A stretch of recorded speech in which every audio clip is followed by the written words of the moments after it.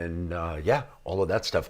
As always, if you have any questions, feel free to pop those into the live chat. I will do my best to answer every question that I can. Anything that anybody's curious about as far as this, the live setup, the performing live, or any of that stuff. It's kind of like an ask me anything as well. So if there's something that you want to ask me about, feel free to go ahead and do that. Happy to chat about whatever.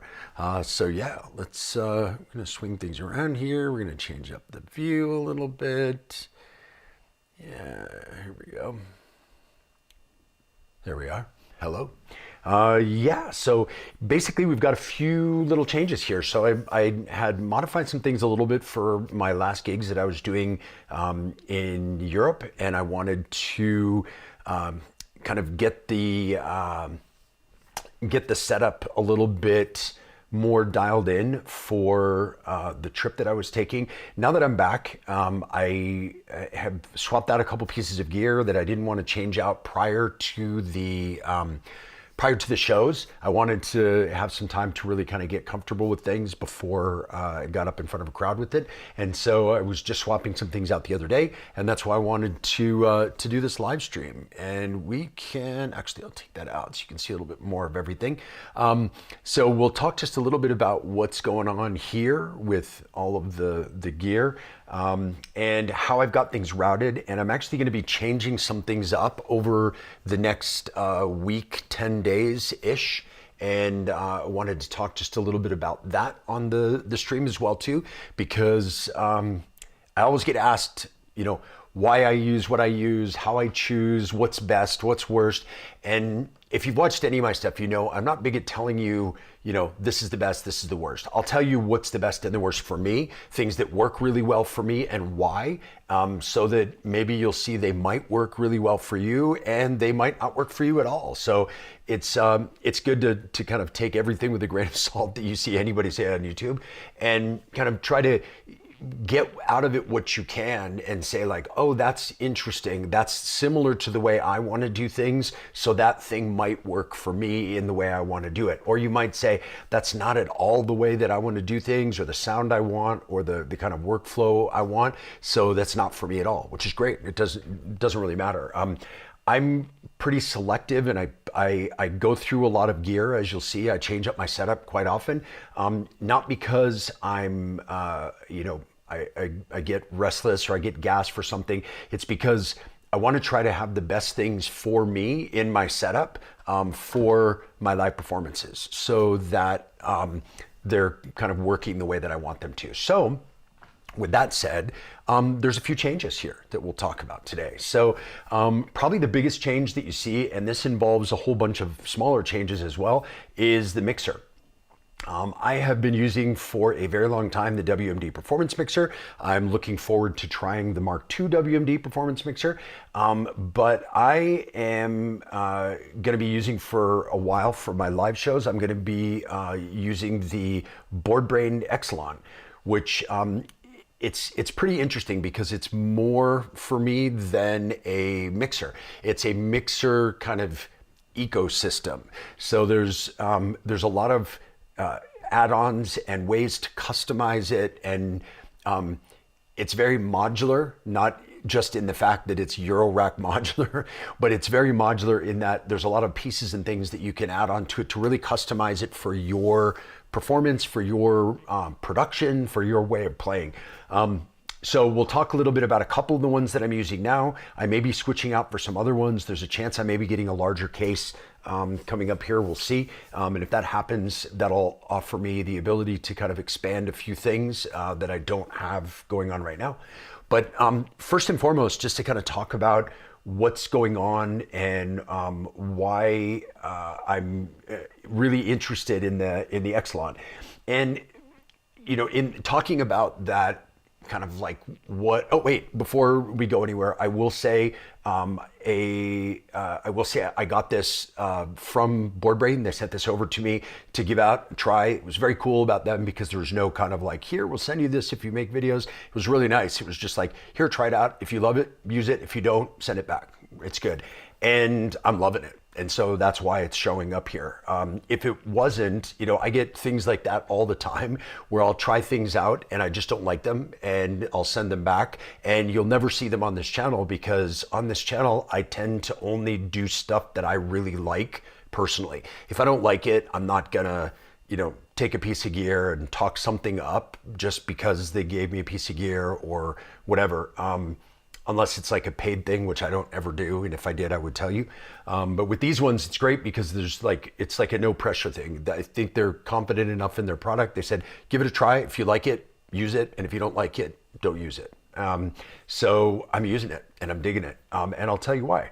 So one big part of it is something that you don't see when you look at this. Now, an interesting thing about modular is that it can look really complicated because all the cables are on the outside instead of behind like they are in a regular synth. And so it looks like kind of a clutter of cables and a mess. But what's interesting with the Exon and their kind of whole Boardbrain system of things is that there is a lot going on behind the scenes. There are basically 5 cables connected besides power to the back of this, and they're going over to this module that's right up here that's called the IO. And what it's doing, and this is something that was really interesting for me for performance, for being able to use it kind of creatively, but also for production as well, and I'll explain to you why. It is sending the same signals that I have, that I'm using live performing with the mixer, pre-fader, meaning that without the fader up, the sound is still passing. Post-fader, meaning that however much the fader is up, that signal is passing to a different place. And then also effects returns and master output. Those are all being sent to all of these jacks here. So what I can do now, if I want to with this, so I can send, if I was to grab a cable like this, if I was to connect right here, for example, that is the pre-fader signal of my first channel, which is my kick, right? So there's a duplicate of that going to this right here. So now I can send this to an input over here on the Digitact. Then I can go into the Digitact menu. I can go into the setup of the compressor, and I can say that I would like, actually, I'm not going to do compressor setup. I'm going to go to the actual compressor page. So over here, you can decide where you want a sidechain input from. So I'm going to say, I want the sidechain input coming from the left input is where that comes into. So now I can take this kick, whether I have the fader up or not, I can take this kick over to sidechain the compressor that's in the Digitact. So this allows me to, anything that's coming out of here, anything melodic, any kind of effects or anything like that, I can set up with the sidechain here to be able to use this. And it doesn't matter what I'm doing with the mixer. So it's giving me another output for that. It also gives me the option to do similar things like that. So that's a way to process that signal or use that signal in processing. But what it also gives me is the ability to do parallel processing with things, which you can also do with the different outputs. We'll talk about those in a second. But I can send, a signal from one of these pre or post fader to outboard pedals if I wanted to, and have those come back into the mix. I could send it out to a granular synthesizer like a Torso S4 or a 1010 Lemon Drop. I could send the signal through there. You can send the master if you want as well through there, and then you can have that granular process and come back to a channel in the mixer or to a return. So this gives you a lot of options. Now, that's for the performance side of it. What's also really cool with this, and it's another reason why I plan on using this way, is that it gives me the ability to multi-track out when it comes time to produce. So I can send out using these same cables just like this to an audio interface exactly what I have going on here, and I can send out different versions. So I can send out the pre-fader version. So if I make a mistake and bring something in at a time when I didn't want to bring it in, it's okay because I've got the signal without the volume fader. So then I can go back in the DAW and I can adjust that, and I can make that kind of sound and feel the way I want it to. Or I can also send the post fader version. So if I want to just record a live performance, and I can record it in from here, multi-tracked using the post fader outputs. So every single one of these tracks to a post fader output plus the effects returns. So I can even have a full version multi-tracked, including the effects returns, all sent out, and I don't have to uncable my mixer. Now, that for me was always a big hassle with modular and trying to be able to multi-track out. So for example, if there was a time, if you remember back, I was using an Expert Sleepers, was it ES9, I think? And you could patch into that multiple channels and then go out via USB to your computer. So you could multi-track that way. The problem is that would bypass your mixer. And so you couldn't actually multi-track record a performance that you were doing using your mixer.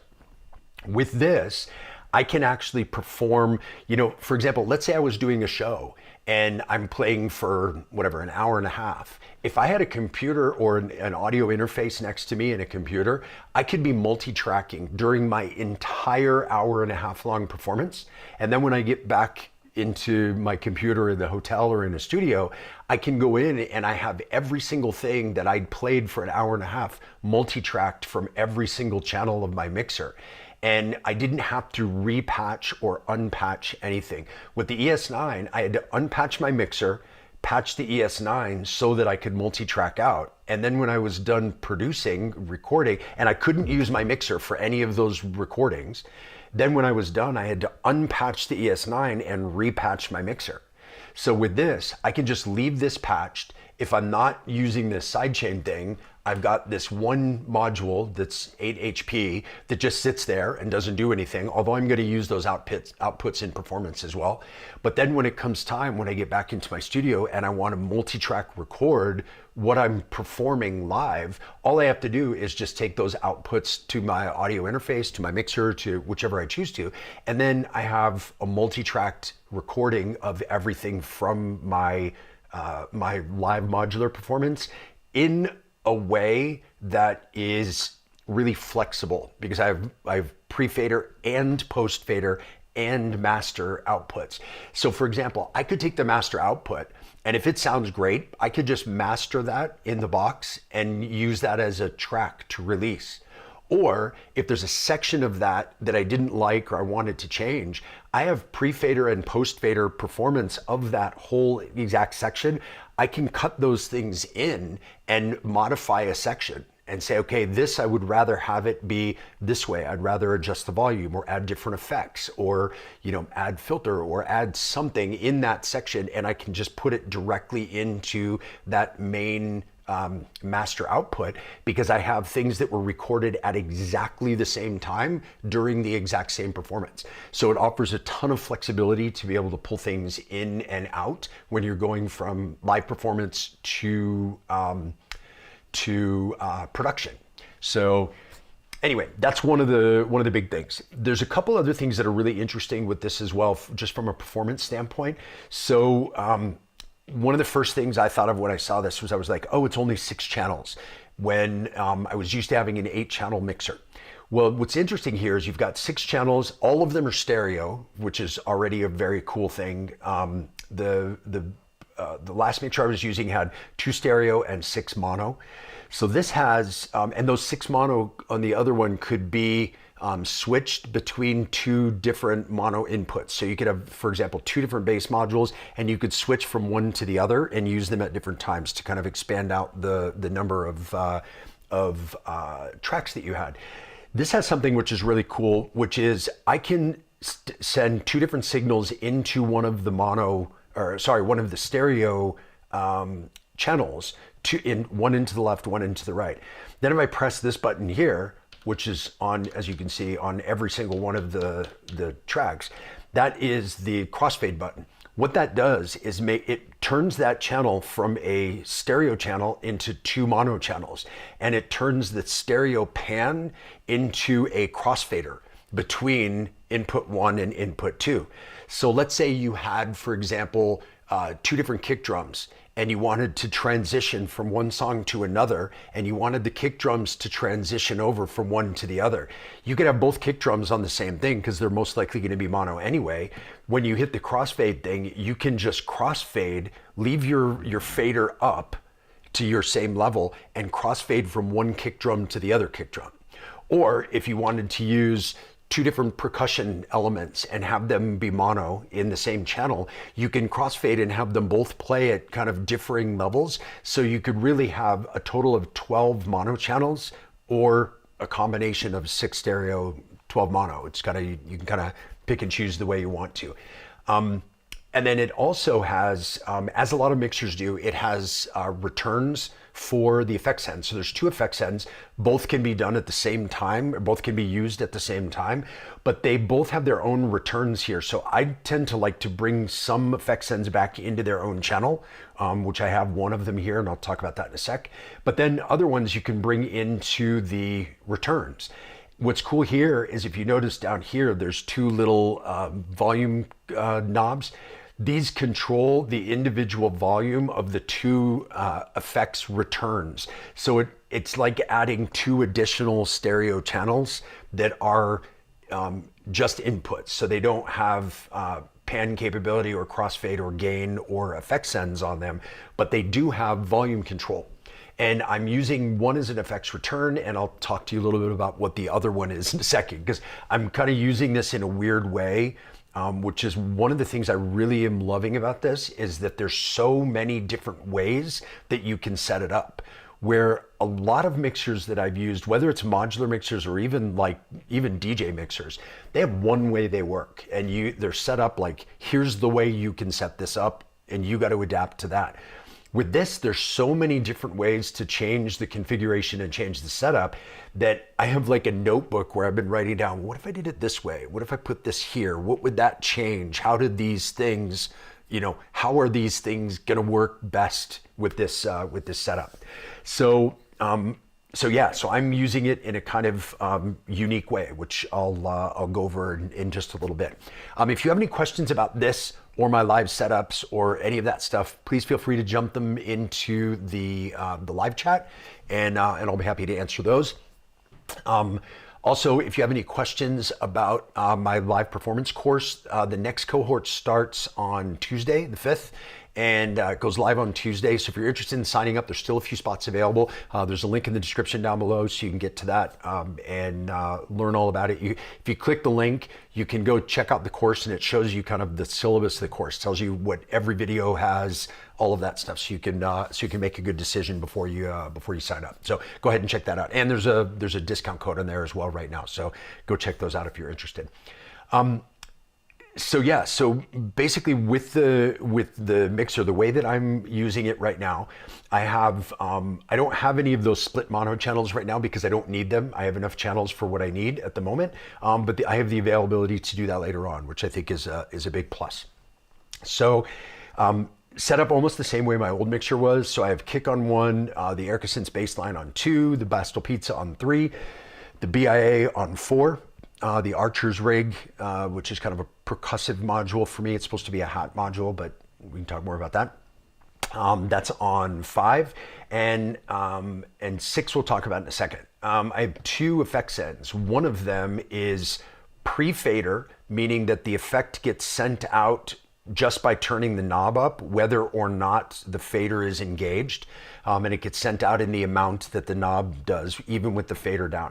That's going out to the Chaos Devices Coslin, which is a frequency shifter. So it can kind of twist and morph and shift frequencies by left and right side of the signal that you send to it. And then I've that going through a filter, and then that's coming back into channel 6. So for me, that's its own voice, even though there's no oscillator, there's no nothing. It's getting its sound source from whatever I send to it. So because these are pre-fader, I can send bits of a bunch of different things, even if they're not up. All of those get sent out to the Koslin, and then they can get frequency shifted together and then go through the Rucciolezio filter, which also has a wave folder. So I can really twist that sound up a ton and have it come back in and have it be its own new voice that's made up of bits and pieces of the voices that are already within the setup. And then by modifying those voices, even without the fader up, it changes what frequencies go into the frequency shifter, so that can kind of twist and morph things. So it gives a ton of flexibility within that. So that's why that's coming back to 6, because I have it acting like a voice when it comes in. I want to have volume control over it, and I want to be able to send it to effects 2, which these all can go to effects 2, as can the return from the Koslin. Effects 2 is the Endorphins Ghost. So that's kind of the same way that I had it set up on my old setup.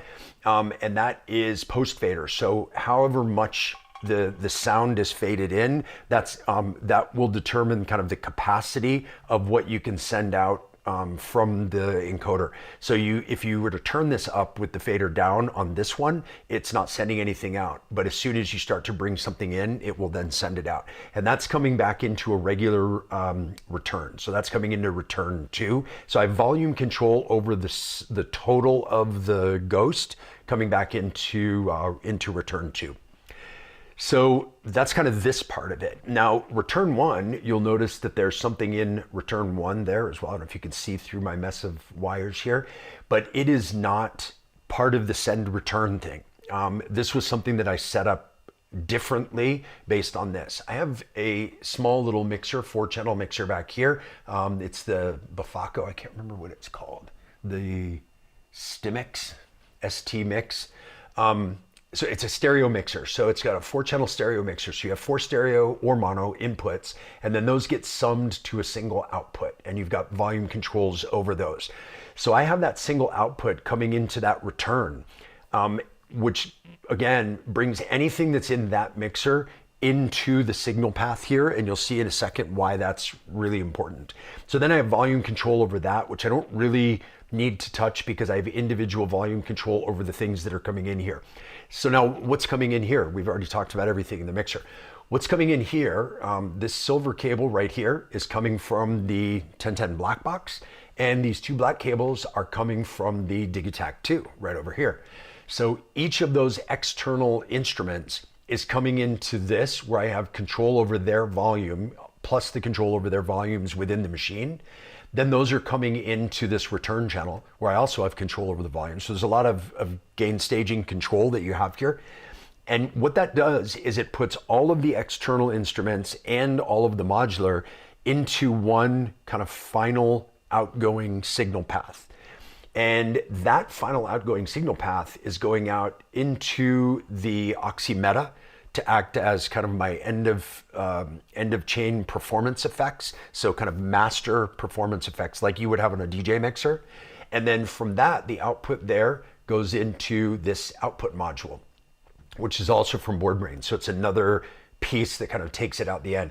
This has a headphone out, a cue. It has 2 stereo master inputs. I'm only using one at the moment, but I'll explain why I've got it in here and may use a second one coming up. You have mix control over those 2, and then a master output with a volume meter, which is really handy to be able to make sure you're not clipping. So you've got meters on your individual channels, then you have a meter on the output.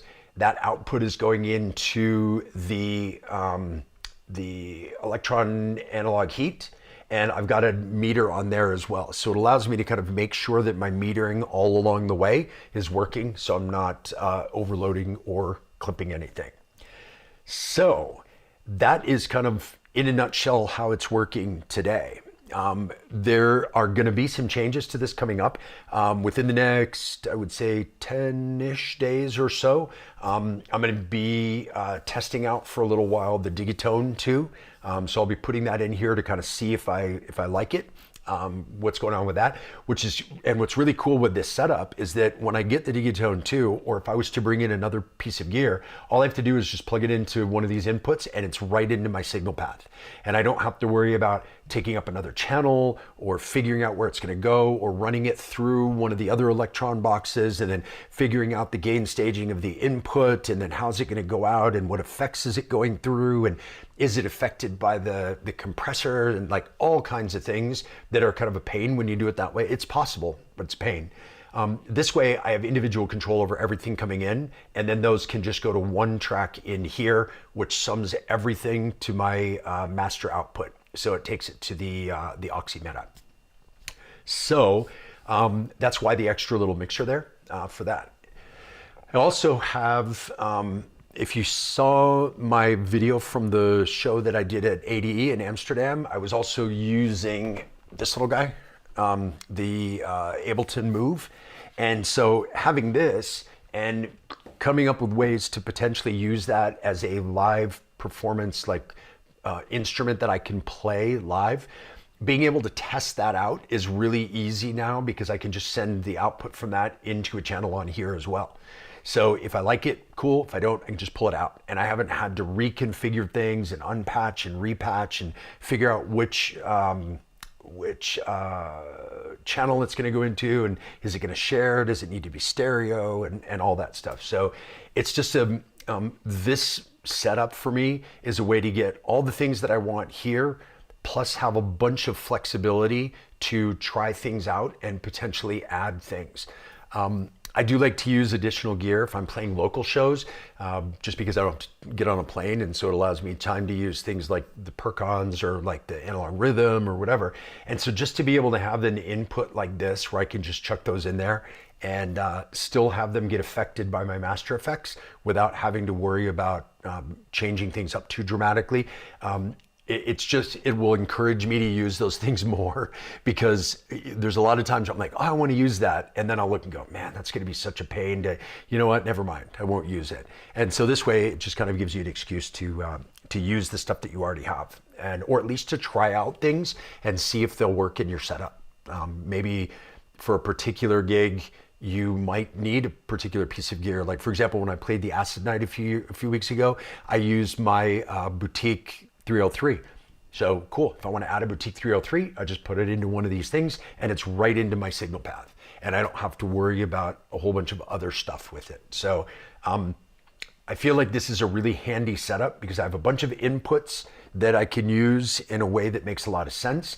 I've got the additional outputs from everything. So like, for example, keeping in mind these two of the outputs I have are my effects, effects returns. So that means this effects return that has these external things in it will also be split out in a multi-track. So like if I was using the Digitact, I would use Overbridge to multi-track. It would be the easiest way. But if I wanted to use something else, I could bring that other thing into here and still have it be part of that multi-track output. So could be really interesting. I'm excited to give it a try and see how it works. So anyway, that's how I'm going to be using the Boardbrain Exon and the I/O and the monitor module, as well as this Bufaco stereo mixer to try to get more ins and outs. The other thing too with the I/O is I haven't even finished grasping the different ways I can use those extra signals. It's always fun with modular when you've got a multiple of something and you can send it out. So like I've got these duplicates of these signals, I can send them out to an effects unit. I can send them out to an input on the Digitact and have that go through different effects. So it would be parallel effects process to whatever's going on here. I could have it go out to a looper. There's all different kinds of things you can do with those extra signals. And so having that flexibility, in addition to having the flexibility for a kind of multi-track production output is really, really, really very handy. So so I'm very excited about it. So that's how I've got the setup. Let's see if there's any questions. Again, if you have questions, pop them in the chat and I'm happy to get it. And also comment in the chat where you're watching from. I do this every time, and it's always fun for me to see kind of where in the world these streams actually make it to. So let's see. Hello. Hey, Chris, what's going on? Good to see you. Hi, Erica, upstairs. Do you know of any desktop mixers that are comparable? I'm not in the modular world yet. I have 3 stereo synths and a model samples. So interesting that you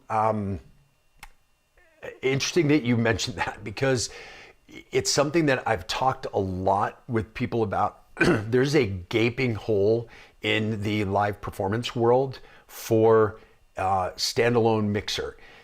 And I think that gaping hole is between your kind of traditional desktop, kind of what I would consider like a studio style mixer, that looks more like, where you've got a whole bunch of EQs and sends and returns and stuff like that. Those tend to be big and heavy, not super portable, not easy to bring around.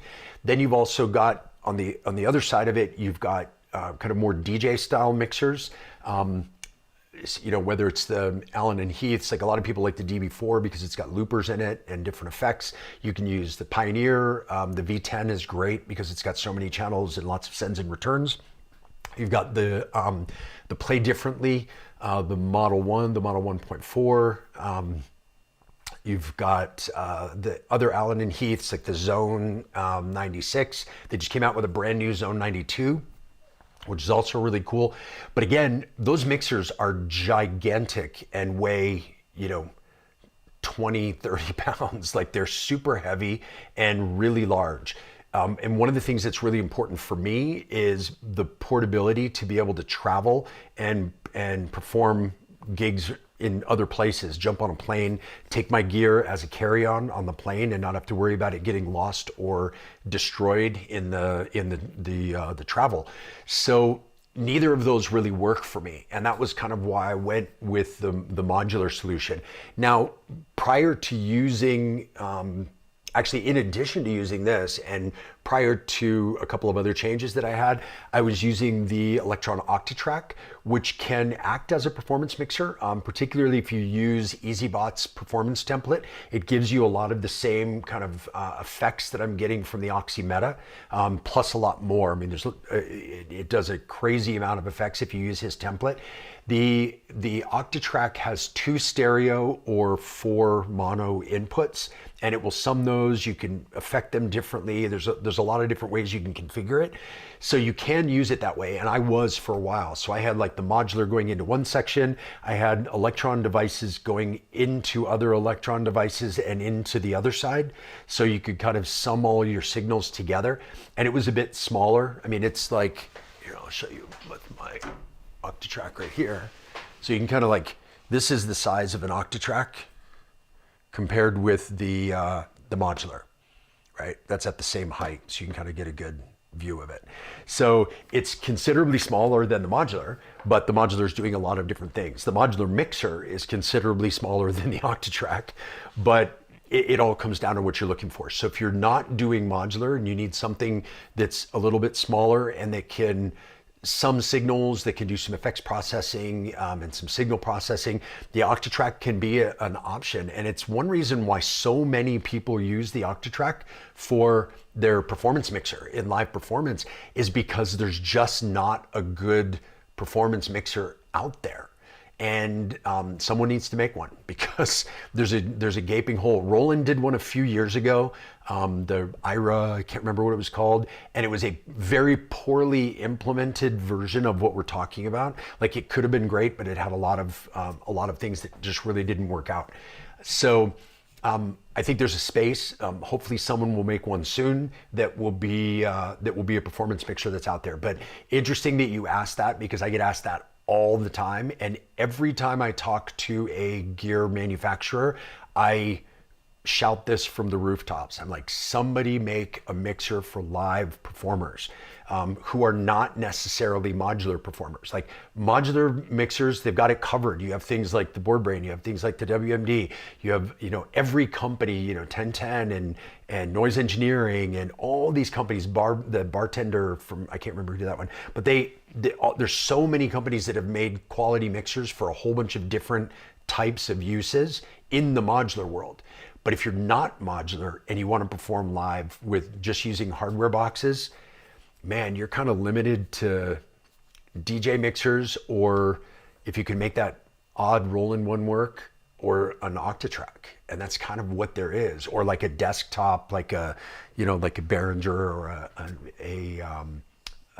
an Alto, or like something inexpensive like that, you can carry with you, but they're still very big with really limited capabilities. So yeah, I wish there was. I really wish there was something out there that that would compare. So let's see here. What else do we have? Hey Ed, what's going on? Good to see you. Michael, this took a lot of thought and experimentation. It did. You should see my notebooks. I actually just threw away a bunch of stuff because I came up with the final solution. But if you could see my notebooks, it's like diagrams and sketches. And what if I had this on these pages? And I do that a lot when I'm organizing sequencers or organizing like the Digitact and organizing samples and stuff. I do a lot of that. And with this, it was kind of extra. Not because it's complicated, but because it's so flexible, that it's like, it's kind of like the Octatrack, that it's really flexible. So you got to figure out how you want to use it. This, you could just kind of plug things in, have the master go out, and you'd be fine. But it has a lot of things that work really well for what I'm doing. And so that's why I wanted to kind of configure it in a certain way. And what's cool about it is that you may not configure it the way that I do, but that doesn't prevent you from using it this way. With a lot of gear, if your way of working, like if I like a piece of gear in a lot of instances and your way of working doesn't match mine, you probably won't like that gear because it works the way my head works and not necessarily the way your head works. With this, it works a lot of different ways. So you have the flexibility to kind of configure it the way you want, which is super, super handy. Let's see, watching from the great state of South Dakota. Hey, Mike, what's going on? Good to see you. Corvallis, Oregon. Nice, welcome. Hello from France. Bonjour. Chris is in France also. Bonjour les Français. Let's see here. Heartland. I don't know exactly what that means. I'm assuming you mean like the middle of the US, as in the heartland, or maybe Heartland, Texas. I'm not sure. Hello from Mexico. Hola. ¿Cómo estás? Where in Mexico? Mexico City? I used to live in Mexico. That's why I was curious. My wife is from Mexico. Let's see. Thanks. The new Zoom L6 looks cool. Yes, it does, actually. I totally agree with you. It's a very interesting, mixer in the kind of new world of mixers, which is very cool. Yeah, I like it a lot. Let's see here. I feel like I'm missing something on my chat. Let me try to close this. Nope. That's not helping me there. Let's see here. No, I think that's it. Yeah, the Zoom L6 is a good option. So I would say there's one word I would change in your observation, if I may. It looks like a good option as a mixer. I wouldn't necessarily say as a performance mixer. And that's something that there's the mixers that I'm talking about, particularly DJ style mixers or mixers like the Exon or some of the others that have come out. These are very much performance mixers. So they're really geared towards being performative. I'll give you an example. So for example, if I have my kick drum playing here, I have a mute. So I can just mute my kick drum and then I can bring it back in again. A traditional mixer like the Zoom L6 won't have individual channel mutes, I don't believe. being able to have sends and returns, being able to have long throw faders so that you've got, a lot of room to be able to mix, having some visual feedback because you're going to be playing in dark places, having visual feedback. Like for example, if you notice as I push this up, you'll see there's a light on the fader that gets brighter. So you can get the strength of your signal based on there. So if your signal is completely super high, you'll see it when it goes up. You could actually set up this mixer and a lot of others to have these, the lights that are on it, the indicator lights, be pre-fader so that you can see how hot your signal is before you bring it in. So if you need to change the gain amount up or down, you can do that prior to bringing it in with the fader. So a lot of things that are really designed for performance, being able to adjust things during a performance and having like easily accessible knobs, having faders that work in a way that makes them comfortable and pleasurable to use when you're in a live performance, and things that visually are easy to see in the dark because you're generally in a dark room with lights flashing and stuff like that. So the Zoom, when I looked at the Zoom, the first thing I thought was what a cool mixer to have as kind of a portable mixer for things. So like if you had a modular and you wanted to bring a bunch of things together and then play within the modular, and maybe you have control over volume and control over that stuff within the case, and you just needed that to kind of sum a signal and get it out, I think the Zoom is awesome for that. I don't necessarily know that I would use it as a performance mixer for the reasons that I mentioned before, and the fact that the faders and the knobs are really small and really kind of grouped together. So in an effort to keep it small, which is great, I tried out the Teenage Engineering TX6, their little mixer, and again, fantastic mixer as a mixer.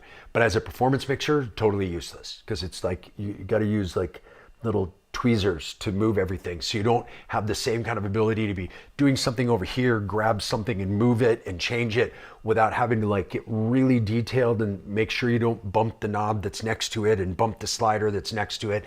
So keep that in mind if you're going to be performing, that the mixer that you use, you'll want to have it be something that is really that good balance between not too big, but big enough that it's comfortable to actually operate in the dark.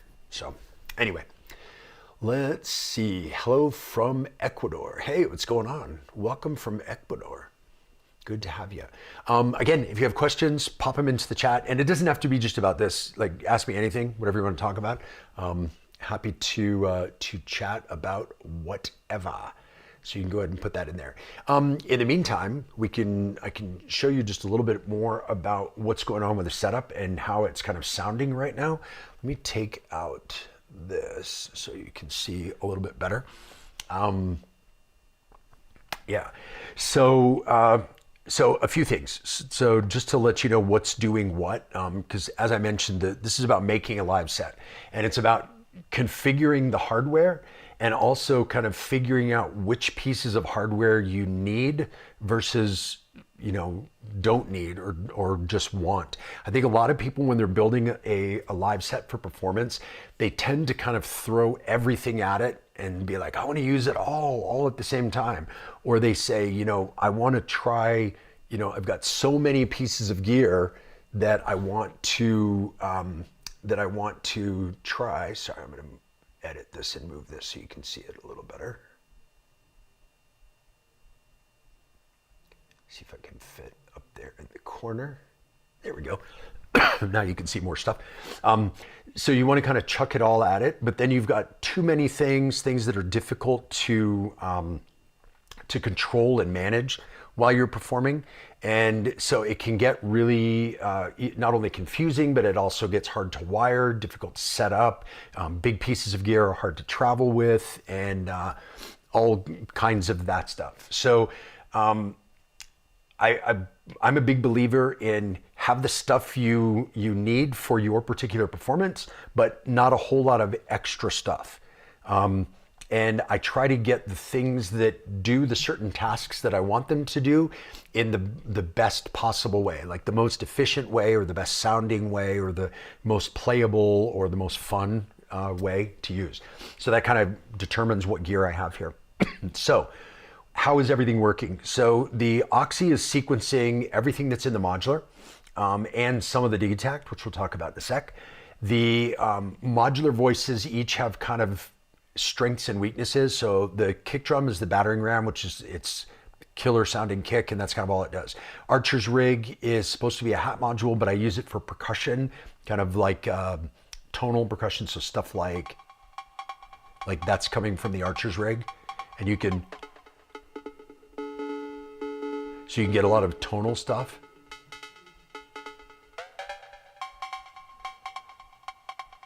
So I use it for things like that mostly.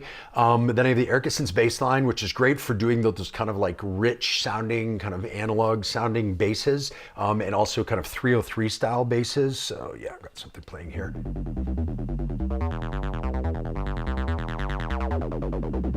So you can hear it's got that kind of fat 303 sound. It also has a sub oscillator, so you can really beef that up, and it has a detune.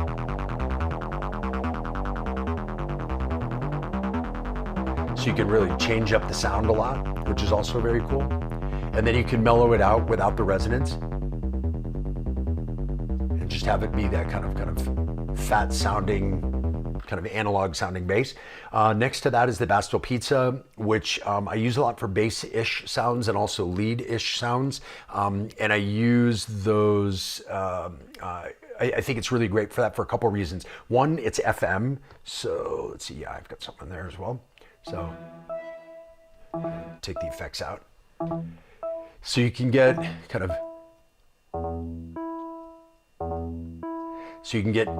of traditional FME sounds, but then you can also really kind of like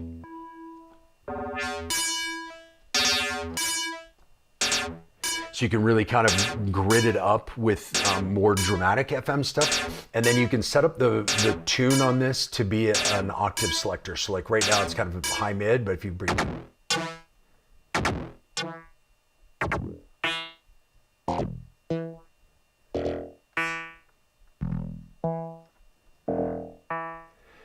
and you can go even lower, you can go way higher.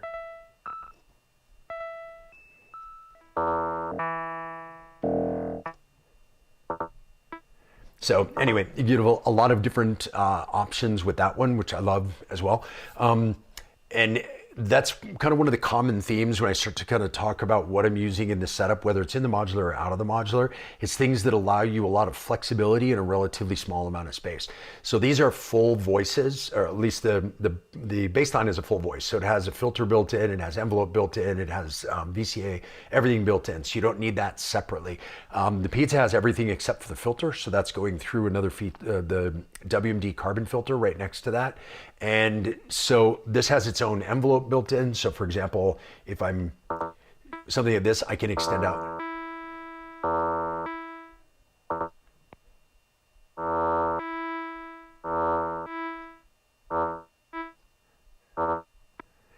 So you can see you've got control over that from within the module, so you don't need a bunch of separate modules to make your case even bigger. I have a lot of modules in my big studio case that I couldn't use live because they take a bunch of separate modules and it would take up a whole case for one voice. And again, I'm looking for flexibility and options when I play. The next voice is the BIA, which again can be really flexible. So you can hear it can be very percussive. Take off the effects.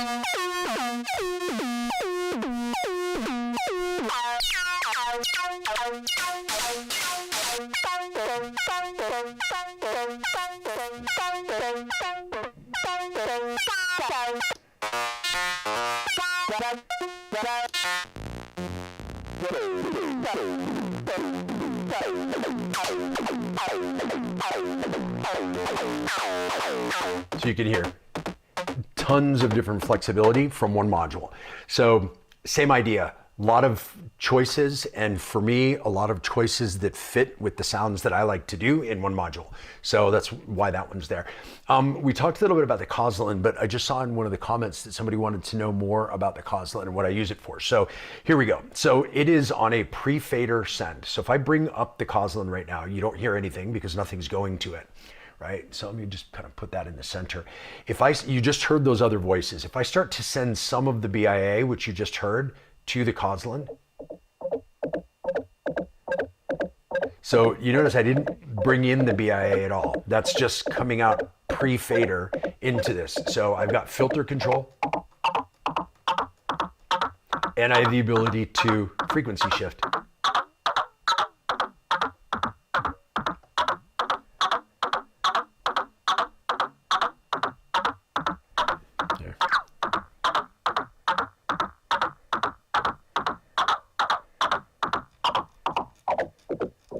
Right, so that's a piece of one sound going in there.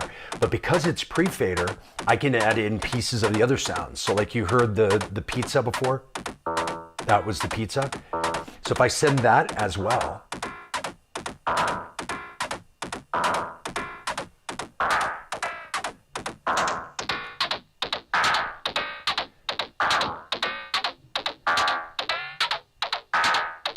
so that's two sounds going into the Koslin and being frequency shifted and filtered and some wave folding. So I've got like wave folding here, and I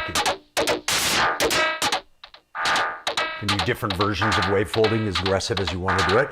So then I've got that here as its own voice, even though I don't have any of those in.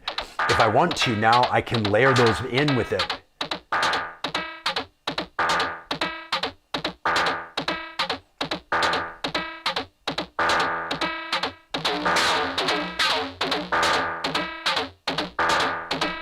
So that's those two voices plus the Koslin. So if I was to take the Koslin out, that's just the two voices.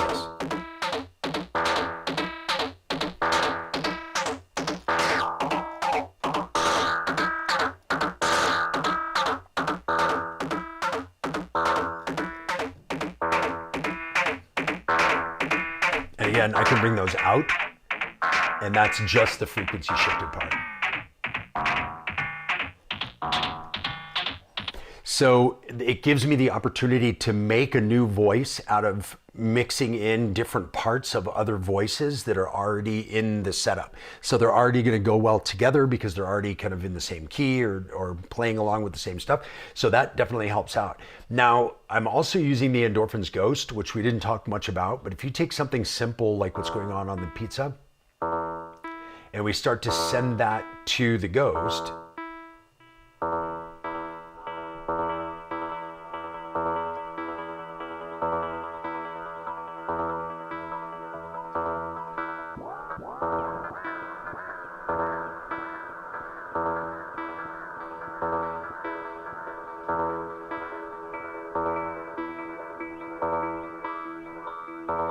so all of that's just in going through the Ghost, right?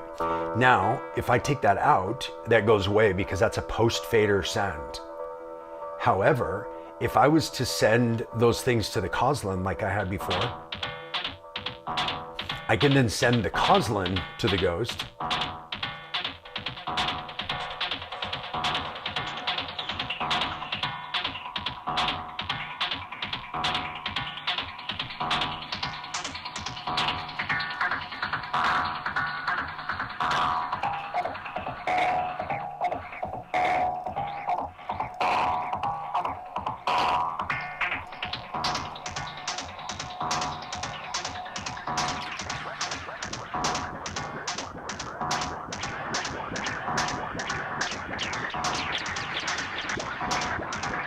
So that's all coming from those combined signals going through the Koslin and into the Ghost. So there's actually no voices playing right now.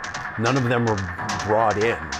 That's just remnants of voices through the frequency shifter and the filter going through the effect. So then all of a sudden you've got stuff in the background that you can then, then you can add things into. So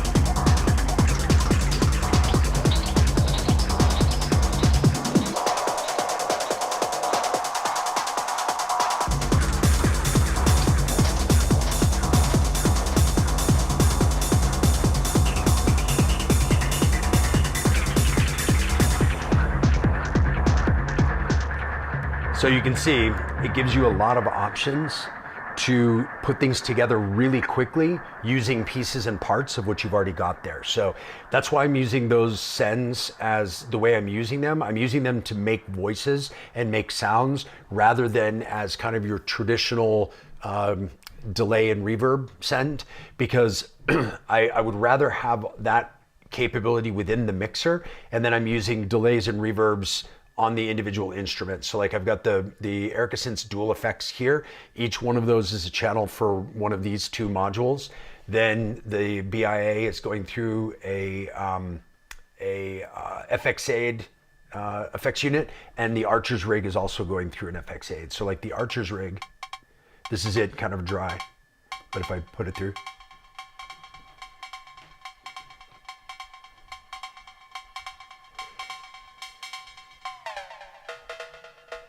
so it gives me some, like, the effects, kind of your more traditional effects. I'm using those more traditional effects individually by sound rather than using them as sends, just because I wanted the capability of making cool, weird, unique sounds on the fly while I perform. So that's why I have it set up that way. So let's see here. What do we have question-wise? From Hidalgo, near Mexico City. Nice. My wife is from Mexico City, and my mother-in-law lives in Valle de Bravo, where I actually lived for a couple years. Let's see, mad scientist. Yeah, that's the whole thing. This is like there's a funny thing about people who get into modular and hardware and stuff like that. I think there's a part of it that's like this creative, artistic musician side, and then there's also the kind of like nerdy, hands-on, build something, tinker with machines side, which I enjoy both of those things. So yeah, let's see. You have talked previously about putting each voice in a specific place in the mix to avoid muddiness. Do you use side chaining or ducking at all, maybe in the Ghost? So interesting you say that, because I do normally use it in the Ghost, but when I repatched all this stuff yesterday, I didn't put that in yet. So again, interestingly enough, let me see if I can grab a couple of cables here to make this work. That one will probably work. Buckets of cables on the ground here. So again, we talked earlier about the I/O, how this is kind of multiples of a signal that's coming out. So I can take a kick out of the I/O and put it into this attenuator, which I've noticed that the input for the sidechain on the Ghost needs to be attenuated on the way in because it's too sensitive. So then if I go out from there into the trigger end on the Ghost, now I've got some control over this. Let's try that. So yeah, so you can see now this is side chaining over here. You can see that light flashing. That's the side chain. So now if I have something going on with the Ghost,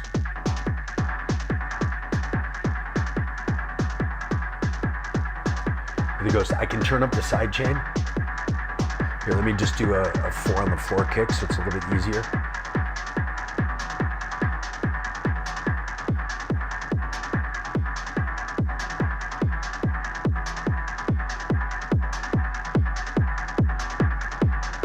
Turn up just a little bit.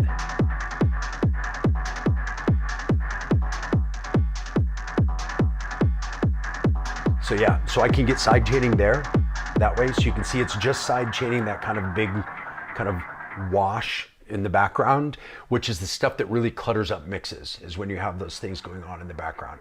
So to be able to side chain that is really handy. And then, like I said, I can send a version of that kick into the Digitact, and that allows me to be able to side chain there as well if I want to, without having to have any compressors in here. And I don't normally, but when I have the opportunity to do stuff like side chain, I'll take it if I have it. But if I don't, I'm not going to add in modules just to do it, because it ends up being a huge, ginormous pain in the butt.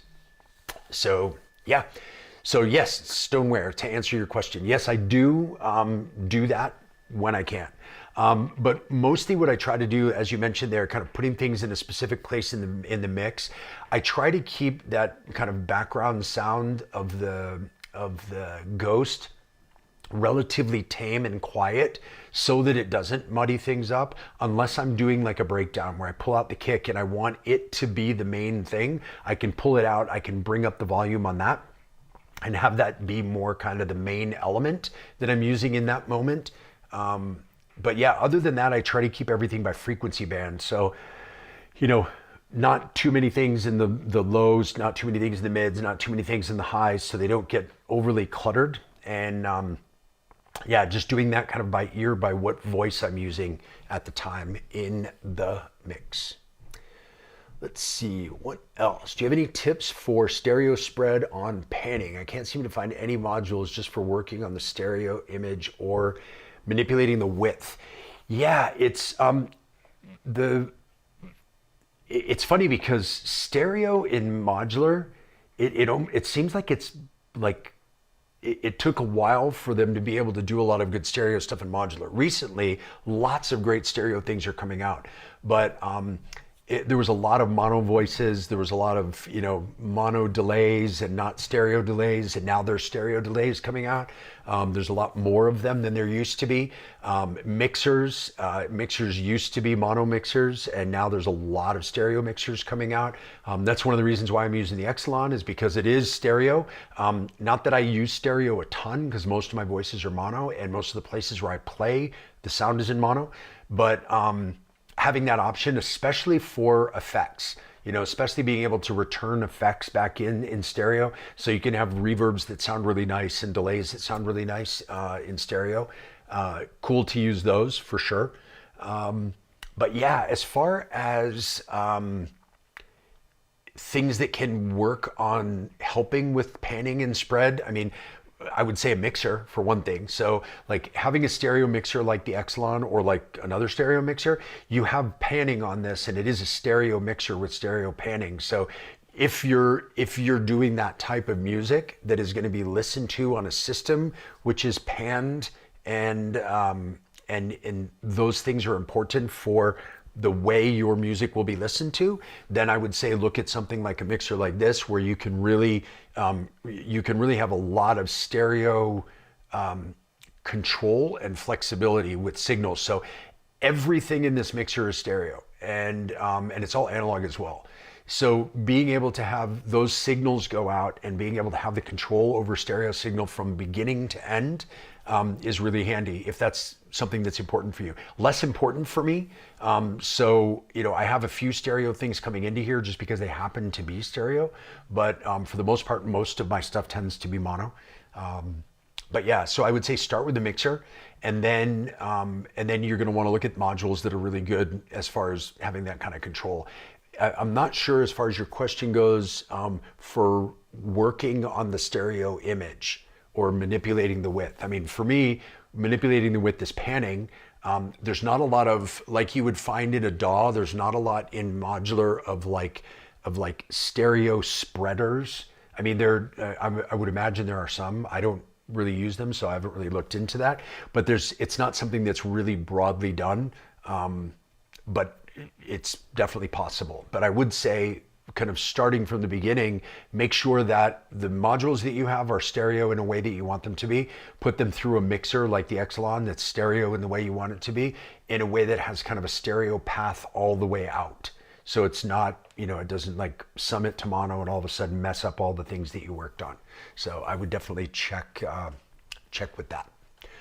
So let's see here. Jump in with questions, by the way. I'll put that out there again. James, hey, what's going on? James, somebody who has taken my course. Actually, a few people from the course in here. Good to see you guys in here. I saw Michael, I saw Ed, James, quite a few. Good to have you here. Speaking of that, if you're interested in the course, there's a link in the description down below.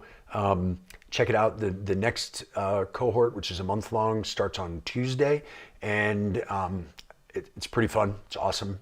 You'll learn a lot, and we get a chance to chat about a lot of stuff, and so I would check it out. If you go to that link, click through, you can see the full course outline, and it shows what each video covers. I think there's like more than 50 videos, and then there's a whole bunch of live stuff as well. We do twice weekly calls. We do one-on-one with you and me. You send me videos of your live performances and I give you feedback on those. So lots of stuff with that. It's a great course. Limited space is still available, so if you want to do that, get signed up now, and it does start in just a couple days. So definitely check that out. Any other questions, feel free to pop those into the chat about the setup or about anything else. But yeah, the 104 HP boat, yes. I did switch out from my 84 to a 104 because I don't have a bunch of flights coming up soon. And so I wanted to mess around with this setup. I may be, so stay tuned, I may be actually expanding even further and doing some testing for a case company with a 12U case. So you may see things change dramatically. So we'll see. But for right now, I'm thinking about different ways that I can travel using this set or that setup and what would be the carry-on. And I would definitely have to check a bag with clothes, which I don't have to do right now, but we'll see. We'll see how it works. Also, kind of depending on which hardware boxes I'm using as well, being able to scale those down. I have some ideas, so we'll see. We'll see how it works. You never know. So yeah, so that was the biggest change here. Being able to add in, because I wanted, if I added in the Exon mixer, I wanted to be able to add in some of the kind of peripheral devices that it has, like the I/O and the monitor, just because I wanted to try it out and get some of the kind of full use out of it rather than just using the mixer. And then, and then it kind of ends up being comparable to a bunch of other really good mixers that are out there as well. What's really strong about this, beyond the sound and the playability and kind of the build quality, what's cool about this is the whole ecosystem. If you go on their website, they're really focused on mixers and signal processing of mixers. They don't have oscillators and filters and stuff like that. They don't make those. They don't make that kind of module. They make mixers and mixer modules. So it's pretty cool. They're becoming kind of the expert in that area. So let's see here. Matthew, Golden Master by Endorphins gives stereo control over 3 bands. Yes, over your master, which again, cool. If that's what you're looking at, if you're going to use it as a master. Otherwise, you would need to put it on everything. But yeah, the Golden Master for me is an end of chain kind of mastering module.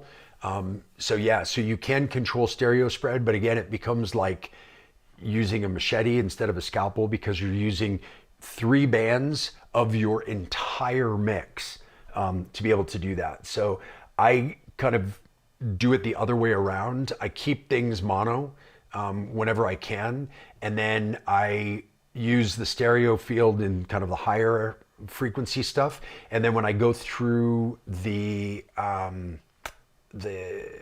analog heat plus effects, it has a bass mono on it. So that'll mono everything below 200 hertz. That's where I have it set. You can set it anywhere you want. And then it allows you to still have the stereo above that. But again, this is something, anyone who's been in my course, you'll know we've talked about this before, but one of the things about stereo with the type of music that I make is performing live in clubs. The vast majority of club systems are mono on purpose, because the person at the front of the room on the left side of the room has to hear the full sound. And the person, in the back of the room on the right, that's way back by the bar, needs to hear the full sound. So they tend to, bigger, higher end clubs tend to be a lot more mono than you would expect them to be. And so most of the music that I'm making is going to be heard on a mono system, or at least a system that is mostly mono. And so because of that, I don't like to spread things out. I don't like to have things go out because of the possibilities of having it sound weird when it's played in the environment where my music gets played. Now, if I was making music that was more, I don't know, like Aphex Twin style, where it's going to be not listened to in a club or in a after hours like warehouse, but it's going to be listened to on a hi-fi system at an audiophile's house, and you want like the things to move from area to area within the pan and stuff, then it would be much more important to me. So I would be much more into it, but it's not, it is extremely low on the priority list for me because it has a greater opportunity to make my stuff sound worse in the environment where it's heard than to make it sound better. So, but again, that's me, and that's just kind of where I play. So it's not going to be for you. If you're playing, like super intricate, ambient, melodic, super detailed things in a surround sound environment, yeah, absolutely. The stereo panning and moving that stuff around is really going to be important for you. But for me and for where I play and for what I play, it is an extremely low priority on the list. So yeah.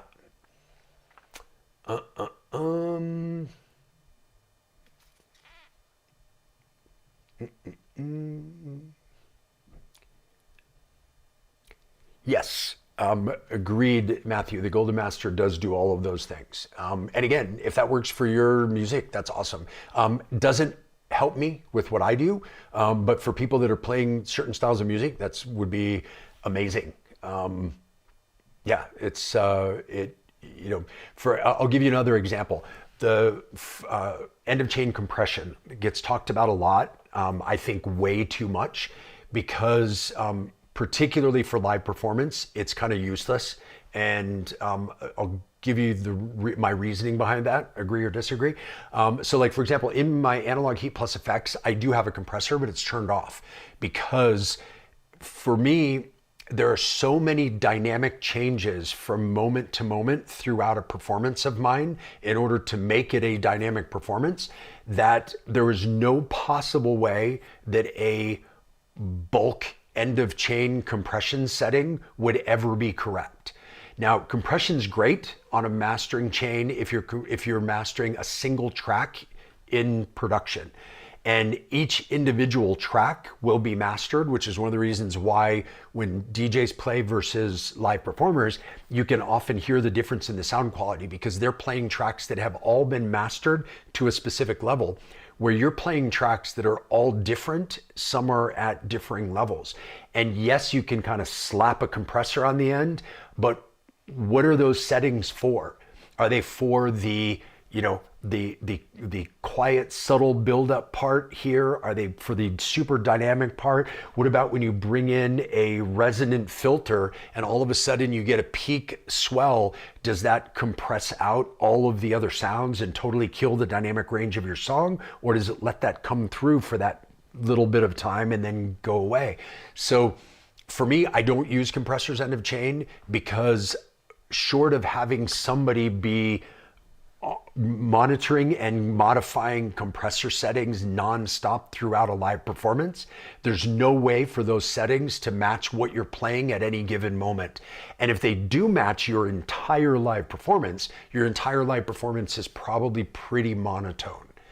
It's probably kind of staying within this kind of one range, and then it would sound better from a sound quality standpoint, but it would lose a lot of the dynamics that you can have from just keeping a good eye on your levels, making sure that you're not kind of overpowering things, and that you're keeping your level set correct rather than giving kind of a so-so level set, slapping a compressor on it and hoping that magically makes it sound better. I am not a big fan of end of chain compressors for live performance, but that's me. And again, to each his own. And I'm not one to say you shouldn't do it or it may not help your performance. I just know that in my experience, it has as much of a chance, if not a greater chance, to make your performance sound worse than it does to make it sound better. And you can ask some of the people that have taken my course. One of the things that we talked about in the course was try taking your end of chain compressor off and just adjusting your levels. And they all kind of came back and said, oh my God, everything sounded so much better because I wasn't fighting that compressor. So Compressors have their place. I use them all the time in production. I tend to use them per channel and then extremely lightly on a master.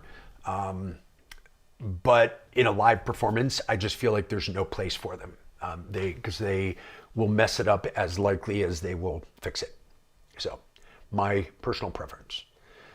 Let's see, this guy's good. Thanks, man, if you're talking about me. But thank you, unless you're talking about the guy who's asking all the questions. Let's see here. James, recent chat with Oscar about the hardware improv was really great. Yeah, that was super fun. Oscar's a great guy. I met him at ADE this year and we got started nerding out on hardware and he told me he was thinking about getting into that. And I was like, hey, well, I teach a course in that. You should check it out. And he was like, let's do a video. So it worked out really great, but it was kind of a chance meeting that has got me a new friend. He's a super nice guy. And yeah, that video was a ton of fun. Let's see. Hello, a question. Do you use launch control to control the black box? Is it easy to map? Curious about your opinion on the user experience. Yeah, I can show you how. Yes, it is controlling the black box.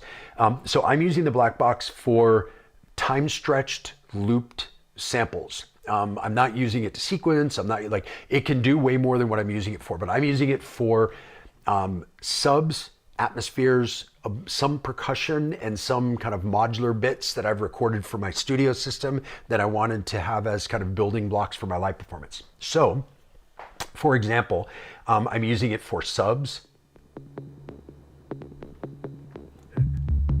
like that. That is coming from one of the channels in here, and it's just looping. I have atmospheres, which are kind of like this, that go in the background and kind of give you a foundation and kind of help fill out the spectrum of what you're doing. I have percussion stuff, which can be stuff like that or stuff like this, mostly stuff that I recorded from my modular, or some of it came from sample packs that I really liked.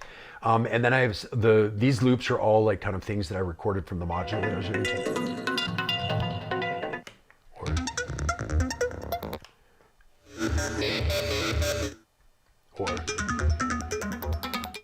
So those are all looped samples in here, time stretch. So if I change tempo, those change along with the tempo. This is clocked from the Oxie, as everything else is as well.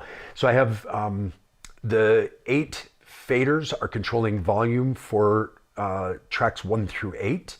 Then the encoders above them are filters. So for example, if I am playing this, I have a high pass on this side, and low pass on this side. So I have high pass, low pass for every track. Then this next row of encoders is volume for 9 through 16 in here. And then the top row is again, high pass, low pass filter for those same tracks. So it gives me 16 tracks of control over the black box. Now, as far as being easy to map, I can show you. So like if you go into any one of the tracks and you just click the info button twice, then you get these parameters. You have like level, pitch, filter, resonance, attack, sustain, decay, release. So for example, if you want level, you click on level and then you hit info again, and you have a thing up here that says learn. I don't know if you can see that. But if I click learn and then I move this fader, now that controls that pad. So now when we go back here, that one, if I play it, that's controlling that pad. And it's just that easy. So what you can do is you can, it's got an SD card for saving your samples. So what I do is I'll go into this preset menu, I'll create a new preset, which is just basically 16 pads, whatever you want to put on them. I'll load up the samples that I want, and then I'll just go through really quickly and go, I want this to control this, this to control this, this to control this. Now, when I change from one preset to the other, this is still mapped exactly the same way. And then you just save that, it just saves into the launch control. And what's cool is the Blackbox has a USB host. So you just connect this, so you can see this orange USB cable is now going into the launch control. And so the Blackbox power also powers the launch control. And so it's just one cable. So very, very handy. I actually learned that from Ricky Tinez from one of his videos about how to map this. And I've used it that way ever since. It's a really great way to do it. These launch control XLs are not expensive and they are crazy flexible and really durable. Like you can chuck it in your bag. You don't have to worry about like fragile whatever. Yeah, they're pretty amazing. So anyway, that's how I'm using that. So what I generally do is before a performance, I will just start all of these. So basically engage that, but they're not started yet because they're waiting for clock. And then as soon as I hit clock here, every single one of those is going now in the background. And then I just have faders that I can use to bring those up.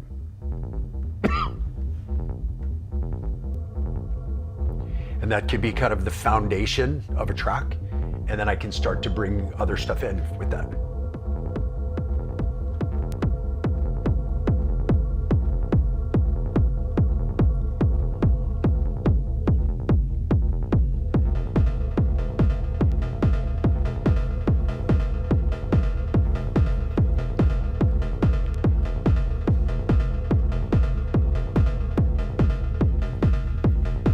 So you can see there's just two simple elements in here now with those two kind of foundational elements, and that can give you already a groove to start with.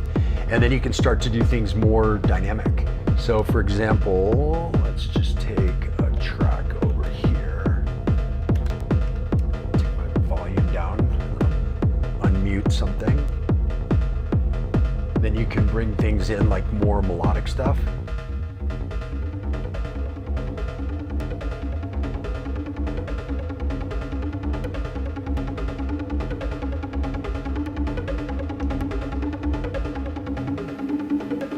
And again, talking about performability of a mixer, I'm gonna wanna drop this kick back in. I can either shove the fader or I can hit mute and bring that all the way up. So that way I can kill this and unmute this at the same time. And so it gives me a better way, timing wise, to get those two things to come back in together. So yeah. So that's how I'm using those things together. That's how I'm using the Blackbox and the launch control together. Let's see here.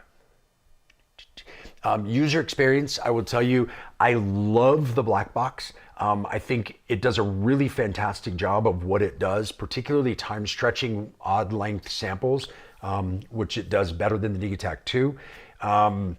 And for its size, it's crazy powerful for like controlling your samples, particularly the long ones. Now, using it as kind of an all-in-one and trying to use a ton of the depth of it gets a little clunky when you're using the touch screen and you're going from screen to screen and touching, and the sensitivity is not great. But using it with something like this, just to kind of almost like a clip launcher in Ableton, so you gotta launch a looped clip and then control it with something that's more hands-on. It's fantastic, and that's why I use it. And it's tiny, as you can see, like it's smaller than my hand. So you can just chuck this in your bag and take it with you, and you go with a ton of power.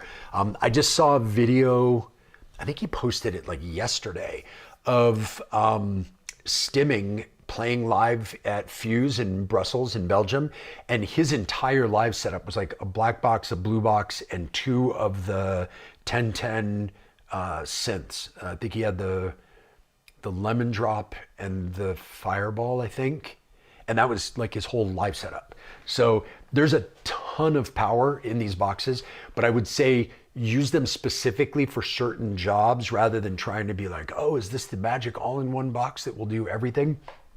It's hard to get any box to do that, but this can do a lot of different things in your setup. So I would definitely take a look. Let's see here. Also, have you tried, what's your opinion on Blue Box, Eurorack module format? So I'll tell you two things about the Blue Box. It's great, for one thing, as a Eurorack module for a mixer. That said, you have to be able to use the touch screen, which for me is not super playable in a performance standpoint. And one of the big things that it does is you've got USB-C out, where you can take your master out to go into a DAW, which I think is beautiful.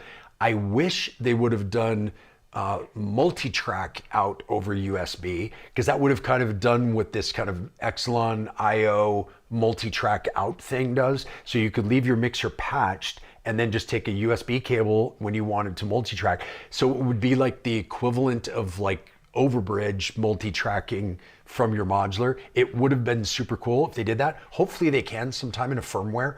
I have brought it up to them, so we'll see if they do that, and if it's even possible, but that would be amazing.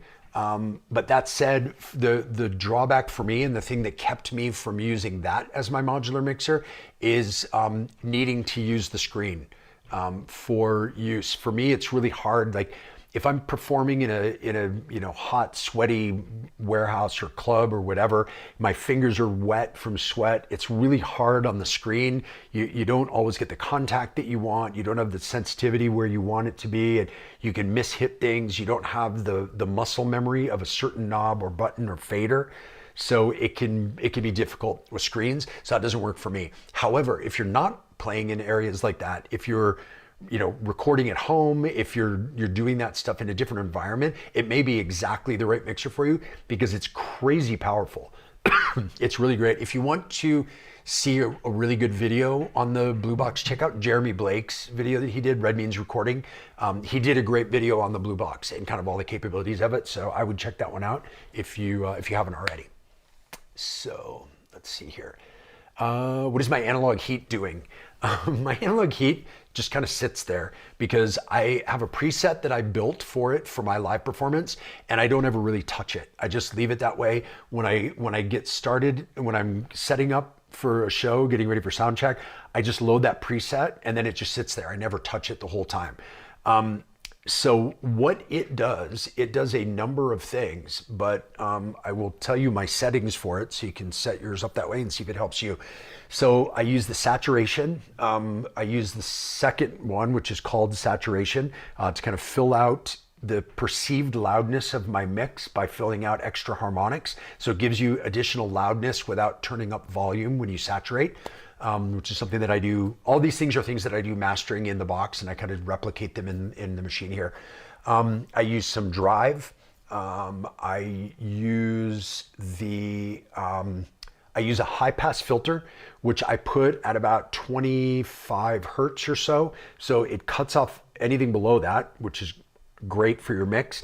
But then I also add a little bit of resonance, and if you have your filter cut off at 25 hertz, it'll give you a resonant boost between like 30 and 50 hertz.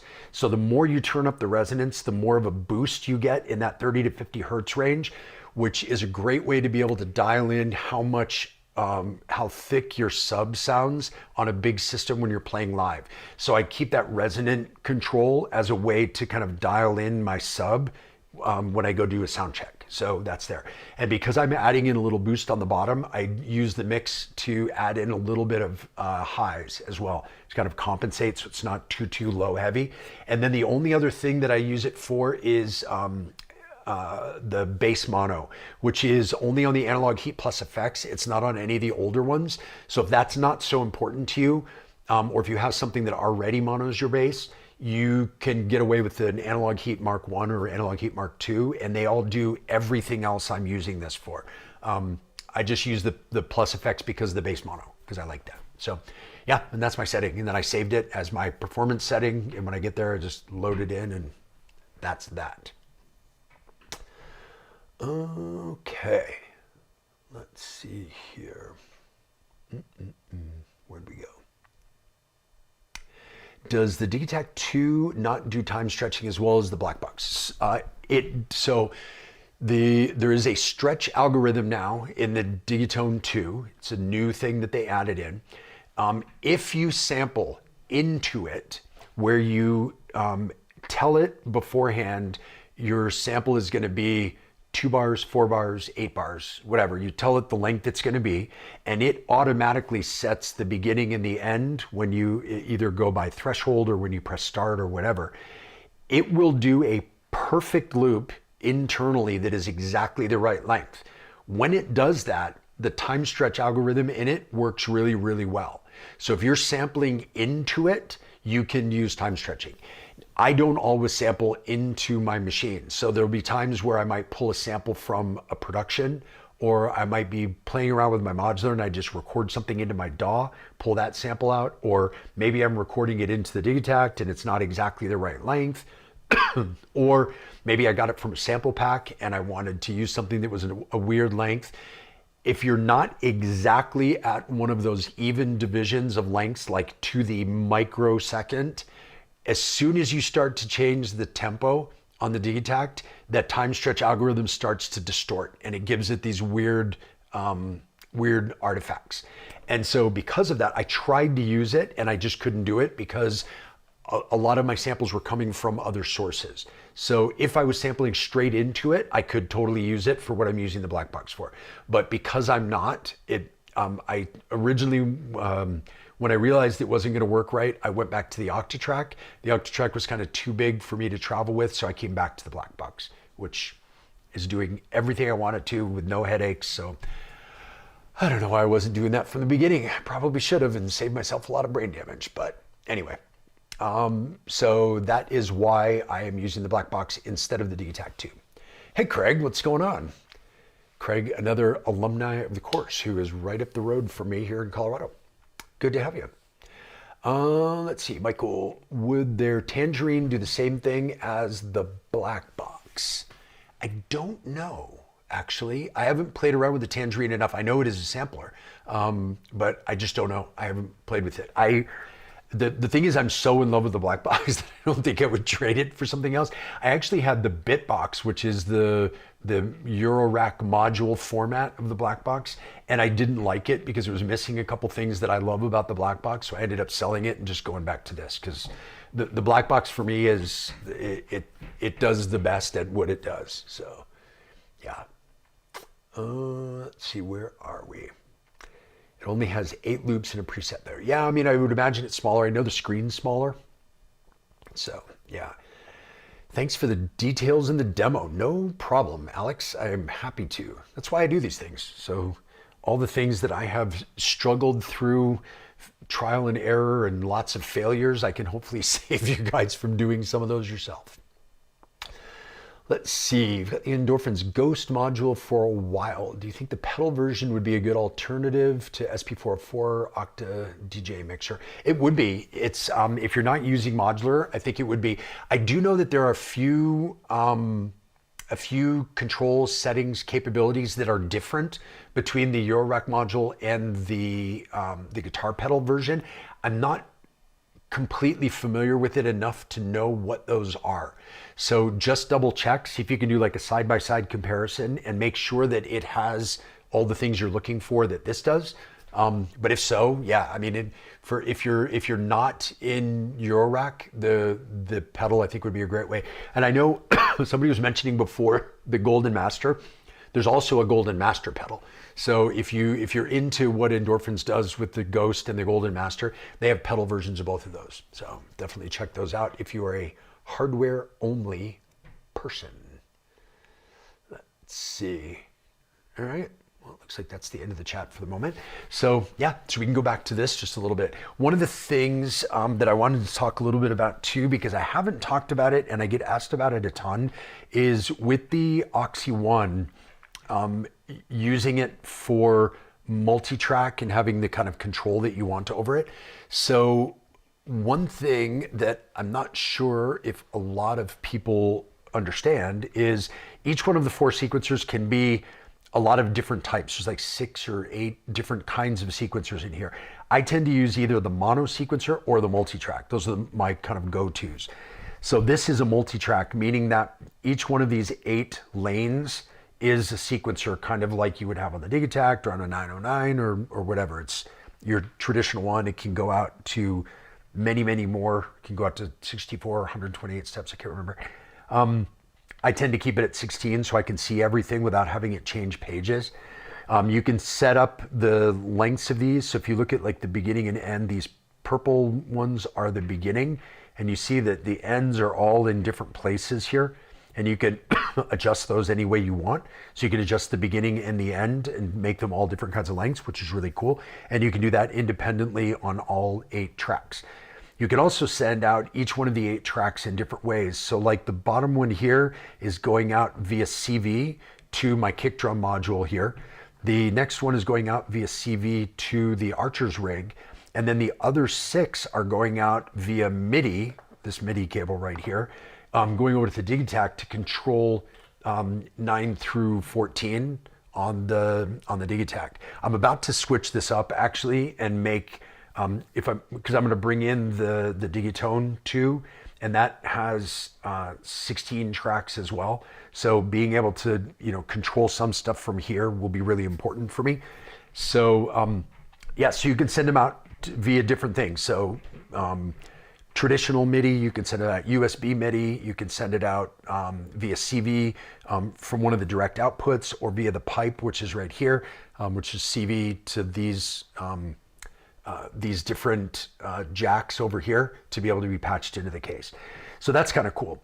But then a lot of people say, okay, well, I like so like this is a mono sequencer. So you can see this is pitch and this is gate. So you can really see where things go, if are they across the bottom or are they, all over the place? And you can really see where your tones are. And it's like, some people like that view that's kind of like a piano roll view.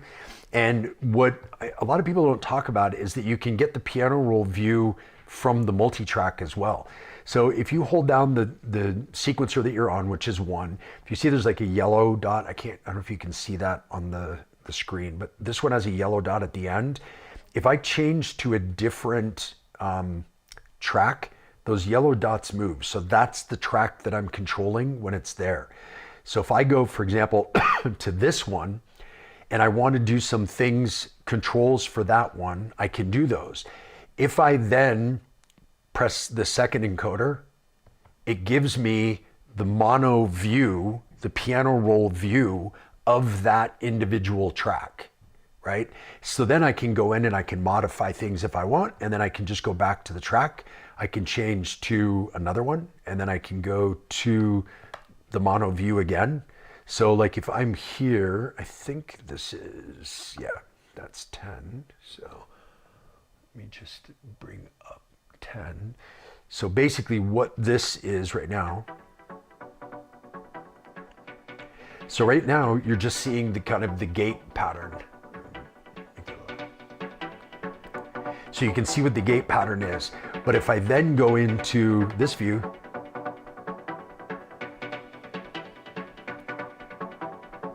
so you can see what that is, and you can change it.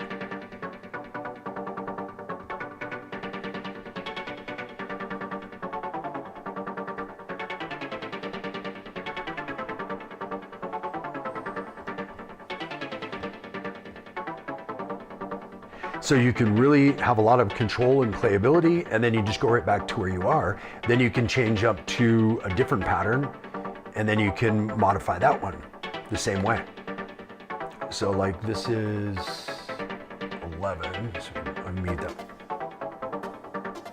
It's this one.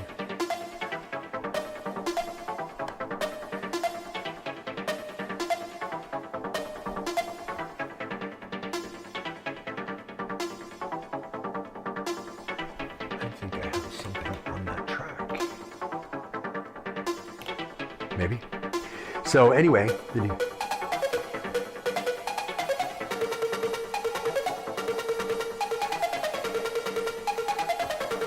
so again, it gives you a lot of control over individual tracks, and you've got mutes for each track as well, which is really handy. But what it does is it gives you the ability to go into that track and see what it is really quickly, and then go back to here. So this way you can go in and out of the mono view versus the multi view, and it makes it so that each one of these 4 sequencers can be a multi-track. So you can basically do 32 tracks of sequencing in here if you want to. So as I switch up now to when I bring in the Digitac or Digitone 2, that's going to come in next week, when I bring that in, I'm going to want to be able to control that. Well, that's 16 tracks. So I can use 2 sequencers here to control those 16 tracks, 8 on one, 8 on the other. And I can have them set up as multis. I can have them set up, I can go into each one of them like this and use it in mono mode. And so that way I can get a lot of visual feedback as well as a lot of control over everything that's in there.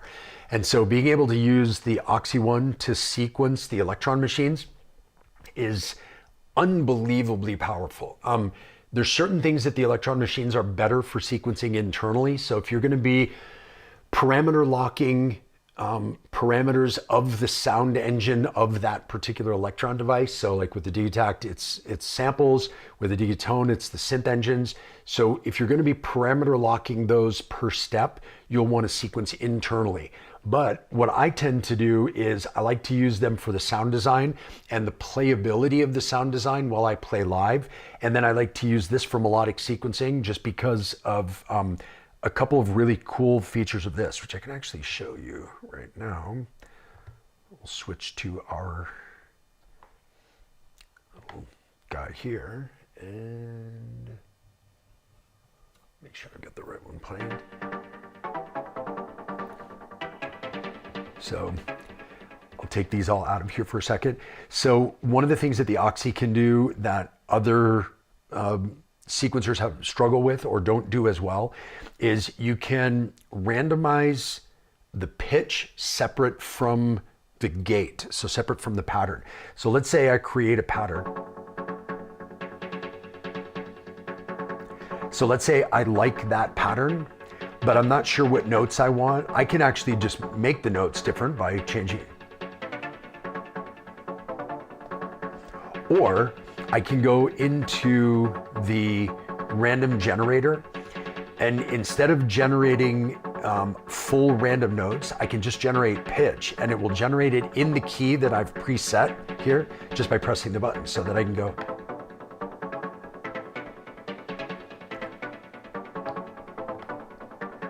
So I still have the same pattern that I like, the same rhythm, the same groove, but it generates new pitch within that same thing.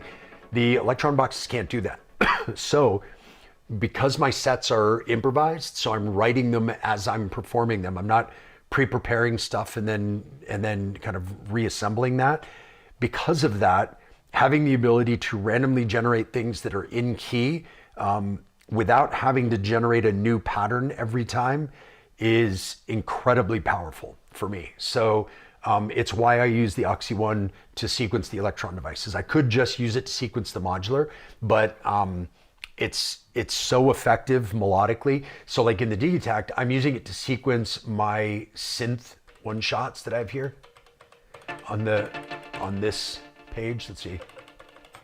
I can turn these all up so you can hear what these all are. They're all like random one shots that I have in here. So they're synth one shots that I want to have things do, that I want to have play melodically.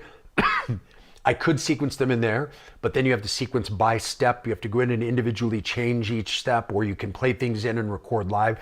I don't have time to do that while I'm performing live. So I like to be able to quickly write things on the Oxie, have everything in one sequencer melodically, and being able to write things that are, I can write the gate patterns, and then I can move on from there. The other thing that the Oxie does, if you may have just noticed, is it has undo and redo, which the Electron boxes don't have as well. This one can kind of save the state where you are, then you can change things and you can go back to that saved state, which works if you remember to save, which I, for some reason, never do. But what's cool with this is that I can undo something and then I can redo it. So if I undo back to this pattern, and then I want to redo, and then I can undo again, and I can undo back more.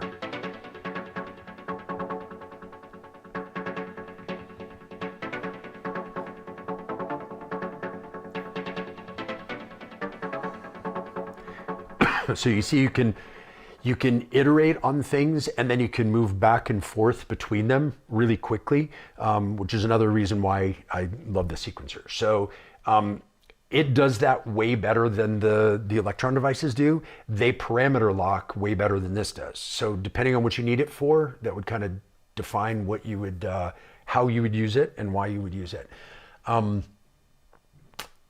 Yeah, so because of that, that's why I'm sequencing different things on, sequencing different tracks on these devices, some internally and some externally. It just kind of depends on what that track's being used for.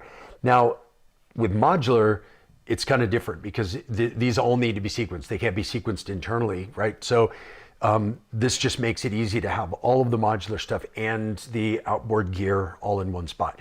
Now, something else that's interesting with the Oxie, let me grab this so I can show you guys. There is an accessory for the Oxie, which is the split, which is that guy right there. Load up my random bag of stuff. What the split does, so the Oxie, you would say, okay, well, you have 32 potential tracks of MIDI, but MIDI is only 16 tracks. So what are you gonna do with the other ones? Well, if you use the Oxie split, you can actually go out from the Oxie one into the split, and then you have multiple outputs from the split. And what this does is it takes your, the Oxie has the capability of sending out up to 48 channels of outgoing MIDI. So you can do 1 through 16A, 1 through 16B, 1 through 16C. So if I'm assigning a track, for example, so like this track right here is going out on 10A. But if I change that, I can go all the way up, and then I get to 1B through 16B, 1C through 16C. So it, because it has all of those possibilities to go out, if you use something like the split and you've got a bunch of different hardware that you're going out to, you can sequence it all from here. And that's in addition to 8 CV and 8 gate that you can send out. So sending out CV and gate through to your modular. So there's a lot of capability to go out that way as well. So another very cool way to use this, and it just makes it super, super flexible. It also has USB-C, and you can send out MIDI via that as well. So like, for example, if you're using a computer, you can send out MIDI to control VSTs in your computer while you're controlling modular, while you're controlling hardware via TRS MIDI or DIN MIDI.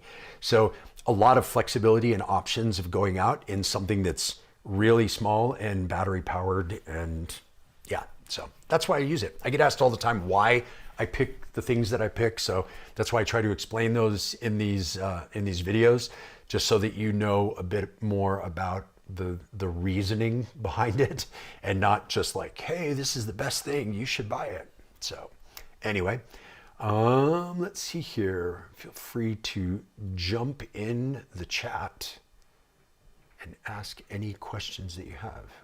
Commercials. Let's see here, skip. All right. Cool. Yeah. So if you have any other questions, feel free to pop those in there. Otherwise, we can talk about a couple of other things that I wanted to go over here today.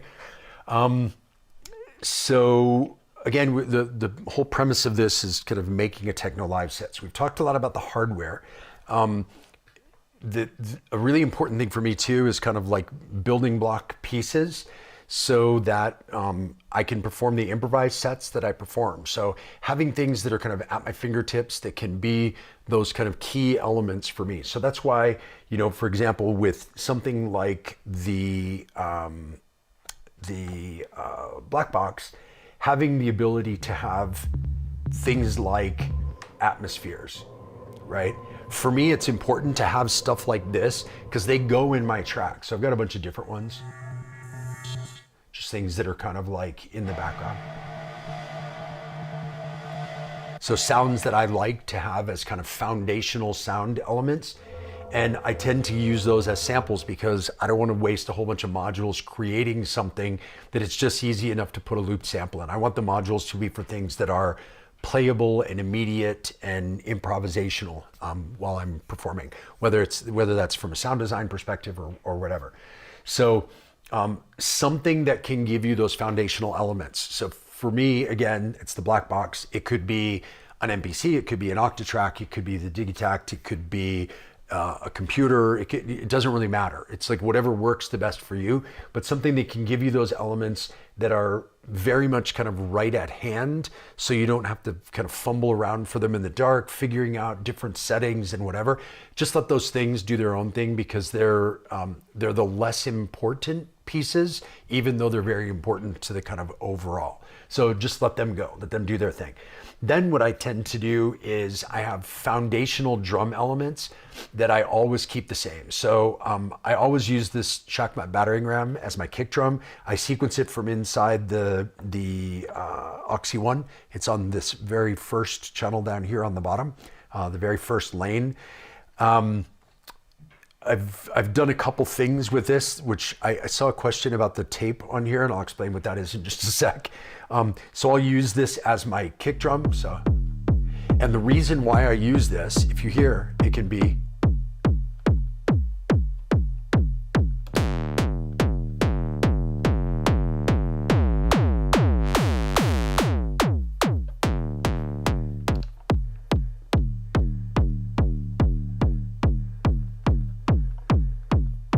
so you can see there's a ton of flexibility just from that kick. So because of that, I have a lot of control over it. I have a lot of variety, a lot of different things that I can do with it. So that's generally my kick drum that I use, that and that one alone. I do have a kick in here on track 1, but I almost never use it. Turn it up. And it is, if you hear, it is a sample of this kick. Right? Because I like that kick, but if something was to happen, cable goes bad, this power supply turns off, whatever, I've got a kick in here so I can do the same kind of stuff with it. I just generally don't use it a lot. Sometimes I'll use it as kind of a secondary, which I would sequence from in here. So like, yeah, so put in a sequence like this. And then if I have my 4 on the floor kick here, I can bring this in as kind of a secondary kick, so like ghost kicks.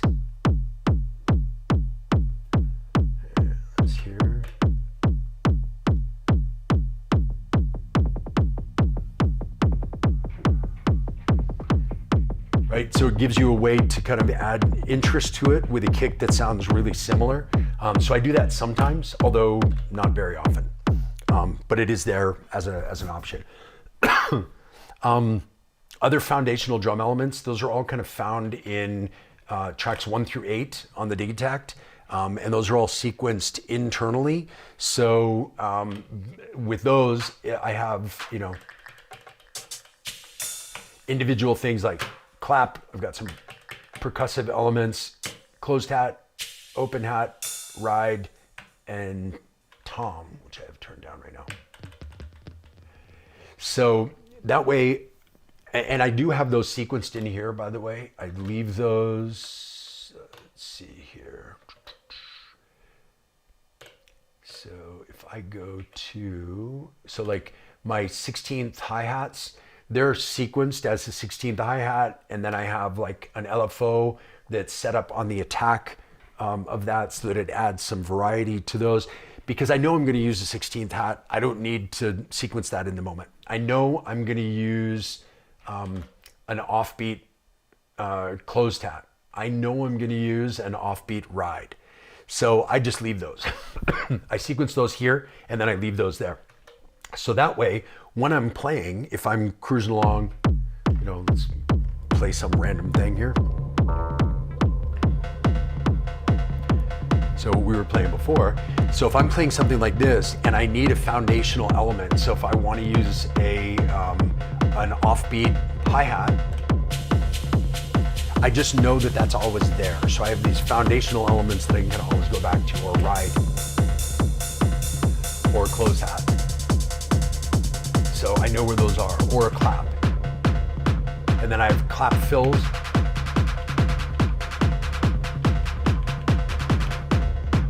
Built in, some percussive stuff,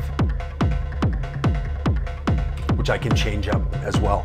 But just having those foundational elements that you can go to frees you up to be able to improvise on the things that are important for improvisation. So being able to have the melodic elements, like what I showed you before, whether it's one-shot samples, whether it's melodic elements in here, whether it's something like the, go back to this again, being able to have like this Archer's rig. So this is, again, this track right here. So I can change this up by, like what we were talking about before, I can go in. So it's 8 steps, it's doing those things right now, but if I want to change this,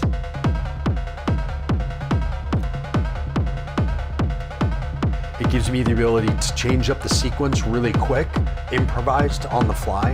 Then I can go in and sound design. So if I want to shorten it up.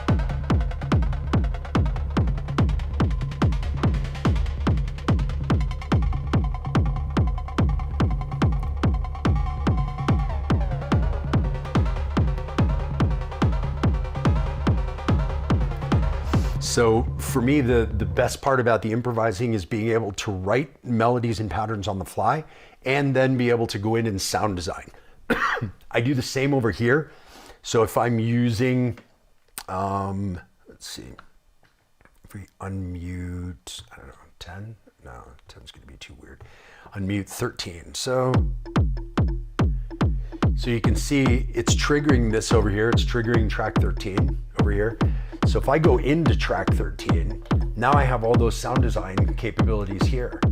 So I can go in.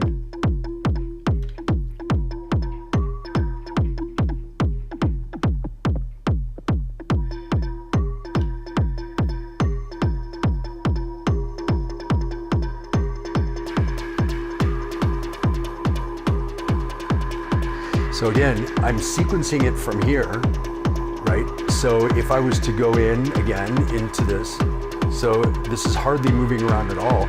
Let's say I wanted to randomize the pitch because I like the pattern, then I can go ahead.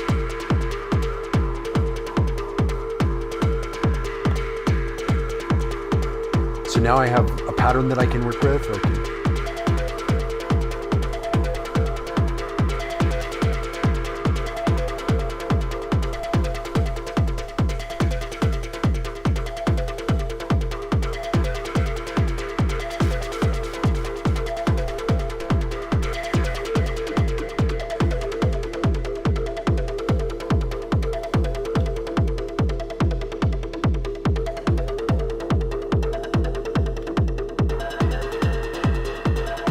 So again, you have the flexibility of being able to control the sequence here, while at the same time controlling the sound design within the synth. So all of that can be done in an improvised way. So if you have those foundational elements kind of having your back, right? So you've got like, so I don't have to worry about those. That allows me to go in or do, you know, performance effects.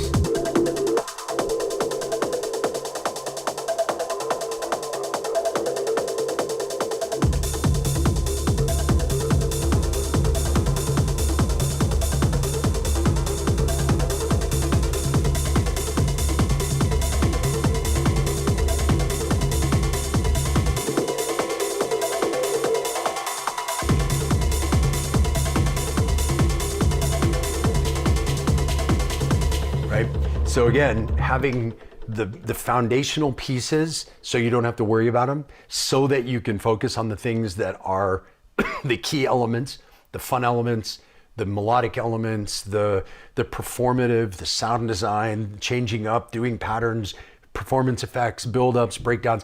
You can do all of those things improvised on the fly on top of some really kind of trustworthy, if you want, kind of foundational effects. So that can be kind of your safety net. I know I can always go back to those bits. And to be honest, I mean, I'm playing techno, so if worse comes to worse, as long as I have a kick drum and a hi-hat, it's kind of, that can keep going while I do whatever else I need to do. So it's just bonus to have all the other pieces. So I do appreciate that. But again, setting up a live rig is really important, to set it up in a way that the things that you want to improvise live in the moment, you can, in a way that makes sense. So like with the Oxie, with the Exon, with modules that are very performative to play, with sound design, with machines that are immediate as far as sound design and really easy to go in and modify things. I get asked all the time why I don't use Roland gear. And one of the things is because for me, sound design on the fly is really important. And sound designing with, like, say, for example, the TR-8 is really difficult. Whereas with my drums, I can go in and I can change my kick and my hats and I can change those sounds and really design and make unique sounds in the moment. The TR-8 is very playable because of the faders, but to actually change the sound design, the menu diving is really difficult for me personally in a live environment. So that's why I choose instruments like the Electrons, which I've gotten really fast on, like the Oxie, which I've gotten really fast on, and like Modular. And then obviously the Blackbox, this is something that I can kind of, I can kind of set it and forget it, right? So like all of those samples that I was talking about, they're still like playing there in the background. So they're just there. Whenever I need them, they're playing, and then I just have control over them here. So if I want to bring in a sub, I can just bring in a sub, and I've got a sub there. Then I can bring in a different atmosphere, and I can bring in a different percussion element. And then I've got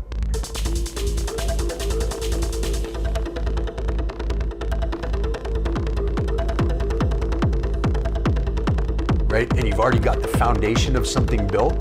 Then you don't have to worry about what's going on and what, you know, getting all of those things to sound right, because you've got those building blocks that are already in place. And then you can just dive right in on the things that you're, that are the most fun to dive in on. And this is another thing that I tell my students all the time. Like when you're deciding what things to choose, make the choice based on what you have the most fun playing. Because when you're playing live, if you're having fun, the crowd feels that you're having fun. So enjoy it. Like Carl Cox says, he always says he throws a party for himself in the DJ booth, and then he hopes that everyone else comes along. And it's the same thing. If you're having a blast, the crowd will have a blast. But if you're like stressed out, freaking out about trying to dial in this thing because you picked a module that's a real pain to get that exact sweet spot in, you're never going to have any fun. So I would say have a great time with what you're doing, and pick things that allow you to have a great time. And that's important for me. Like I pick things that are flexible, I like the sound of, they give me a lot of options in a small space, and that I have a lot of fun because they're playable, they're performable. And that for me is the real key.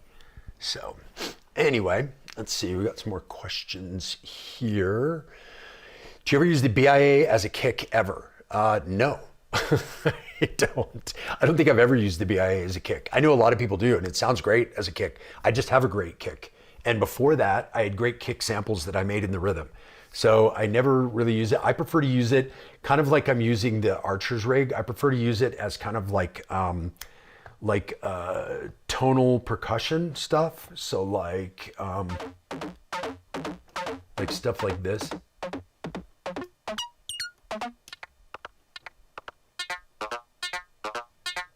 And then I can run it through effects. And again, this is being sequenced here, so I can do.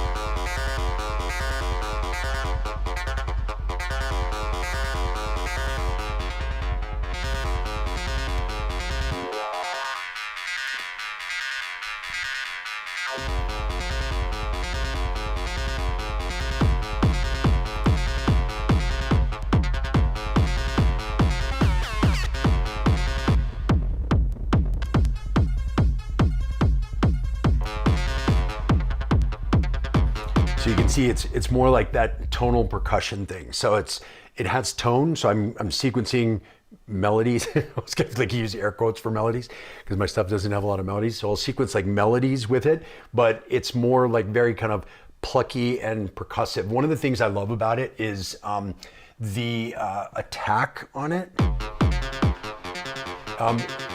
You can obviously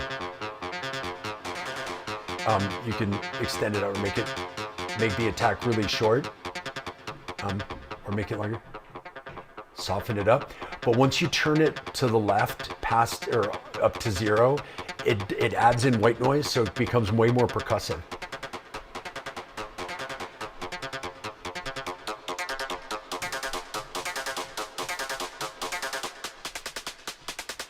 So you hear that percussive sound?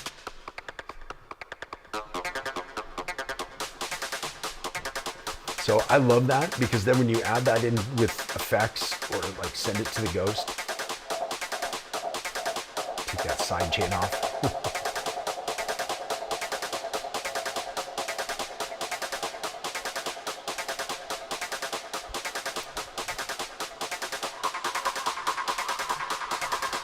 So it gives you a lot of really cool kind of percussive bits that when they go into the Ghost, they sound great with the delays and the reverbs to come up with those kind of rhythmic washes. And then when you sweep the filter with resonance, it picks out different harmonics depending on where you put it. And so what I really love with the BIA, particularly through the viola arena, like I have it, is you've got wave folding in both of those, so you can have a ton of harmonics in there. And then when you feed it into something like this, like the Ghost, and then you sweep with a resonant peak, each one of those little harmonics can sound like a whole new voice that comes in. So it gives it a lot of character. So no, I don't usually use it as a kick. I have used it like the other day when I was putting this case together. I didn't have the other stuff connected and I wanted to try some stuff out. And so I was using it as a hi-hat while I was playing stuff because I had the kick there, and it's really easy to make hi-hats with it, so I was using it for that. But it's a great module because it's got so much flexibility for sure. Let's see, James, been using my Digitac 2 kick track to sidechain the main outs. Yeah, that's one of the cool things. So the Digitac 1 did that, but because you couldn't assign what tracks were sidechained, were ducked, everything still went through the main. So you could be sidechaining to the kick on track 1, but track 1 is still going through the sidechain, through the compressor. So the more your kick sidechained, the more it took your kick out of what you were doing. And there was like this way to filter it, but what do you filter out? Do you filter out the low end or the high end? Do you lose your transient or the body? So it was this weird, awkward thing. Now you can decide which, so if you go in to the setup of the compressor routing, you can select which tracks are, here, let me slide that down a little. You can decide which tracks are going through the compressor.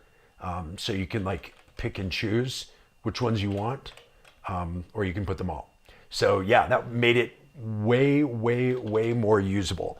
And so yeah, it's very, very helpful.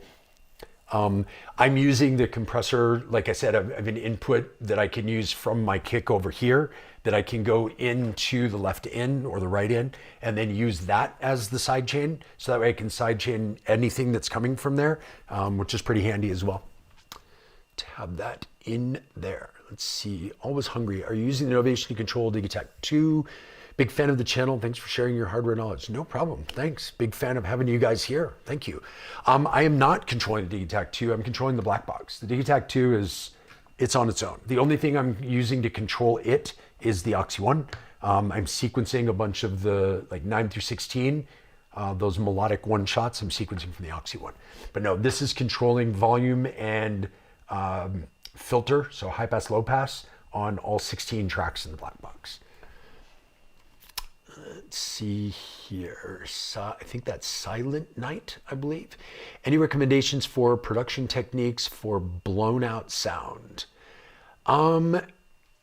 Yeah, I mean, I guess the one thing, it's funny because I did have somebody in one of my courses who was playing a lot of that type of sound, and what's really important is those particular types of sounds take up a lot of frequencies. When you distort a lot or overdrive things a lot, they take up a lot of frequencies.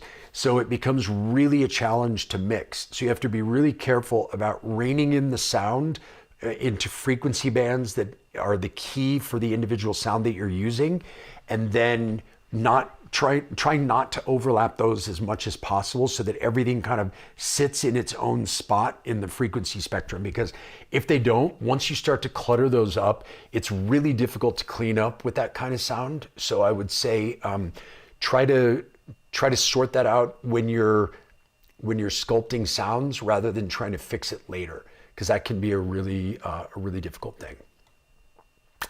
See, the Digitac 2 can undo, copy, paste, clear by repeating key presses.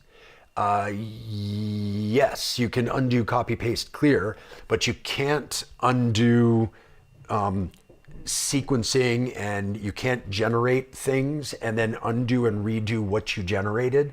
And that's what I'm doing with the Oxie. So again, like if I go, so this is the sequencer that's going for the pizza right now. So I can go into here and I can,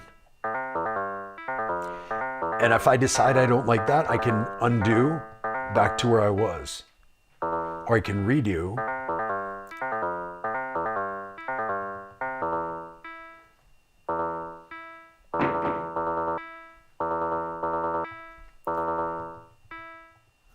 Right? So it gives you undo and redo over all of the things that you're doing in the sequencer.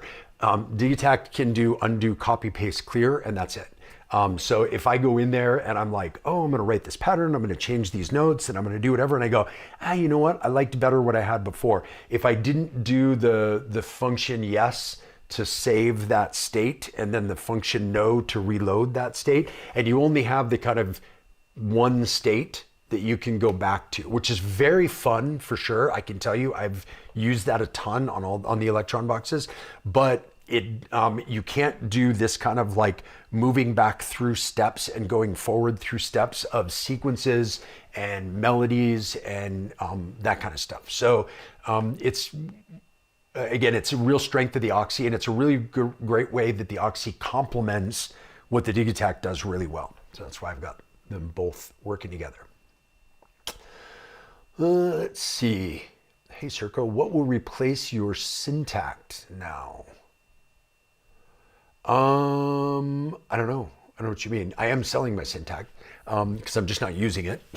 I'm doing a big clean out right now to try to sell all the things I'm not using that are just sitting around here because I want to get new stuff. I like to sell and buy and all that kind of stuff. So, the Syntact, so again, when I got the Syntact originally to have one box that had a lot of voices in it. As you can see, I like a lot of flexibility in a small package so I can travel easily. So the Syntact for me was 12 voices of monosynth, and I was sequencing them from the Oxie. Then the Digitact 2 came out, and I didn't need those because now I've got 16 tracks in the Digitact 2 that I can do the same thing with. Yes, it's sample-based and not synthesizer-based, but that's okay for me. For me, the important part is to be able to have the variety of sounds in a small package. So yeah, so that was why I switched that out. Now I am going to be trying the Digatone 2. It's coming next week, I think, on a loan. So I'm going to try it out, see if I like it. If I like it, I'll keep it in my setup. Because again, then I have the potential of 16 tracks of synthesis sounds, which I do like, wavetable, digital synth, and FM all in one thing to get a lot of the kind of sounds that I already like to use. And having that in something that has 16 tracks and polyphony and all that stuff is pretty cool. And I can sequence it from the Oxie One as well. So I can do that same kind of thing. So I'm going to give it a try, see if I like it. If I don't like it, I'll just send it back. And if I do like it, it will join me in my set. I don't see it replacing the Digitact, so it would be in addition. The reason being, I like having sampled drum sounds for the most part, because it gives me a lot of control over them. I like 909 sounds. They're pretty easy to sample, and so you don't have to worry too much about it. Rather than trying to make, hi-hats in a synth. Like, you could do it, but it's just not my favorite. So there's certain sounds that I like to have be kind of uniform, and so I'll stick to those ones. But so yeah, so what will replace the Syntact? Well, this already replaced the Syntact in my live show. I have a Syntact over there, which I don't know if you can see it behind me. It's right there. And I'm just not using it. I'm using it for sound design for production, but I'm just using it so much less. What I've been using more than anything else here, if I change up the look here, that right there, my large studio modular case is what I've been using for sound design now. I built that out a couple months ago, and it's what I've been using to really kind of make unique, new, unusual sounds because I've got a lot of flexibility within that. So the Digitact has just been kind of sitting there, and I don't want it to collect dust. I want somebody to use it. I want somebody to get some use and have a lot of fun with it, as I did and as I still do sometimes. I just can't play everything all at once. So that's why that one's going. So nothing's really going to replace it. The Digitact 2 already did in my setup, and the Digitone 2 may even more in my setup. We'll see. Let's see, where are we? Have you used the Afterlater Bartender? If so, what are your thoughts on it versus the Exelon? I have not, but I did, well, I shouldn't say that. I haven't used it in my setup. I messed around with it at both KnobCon and Superbooth.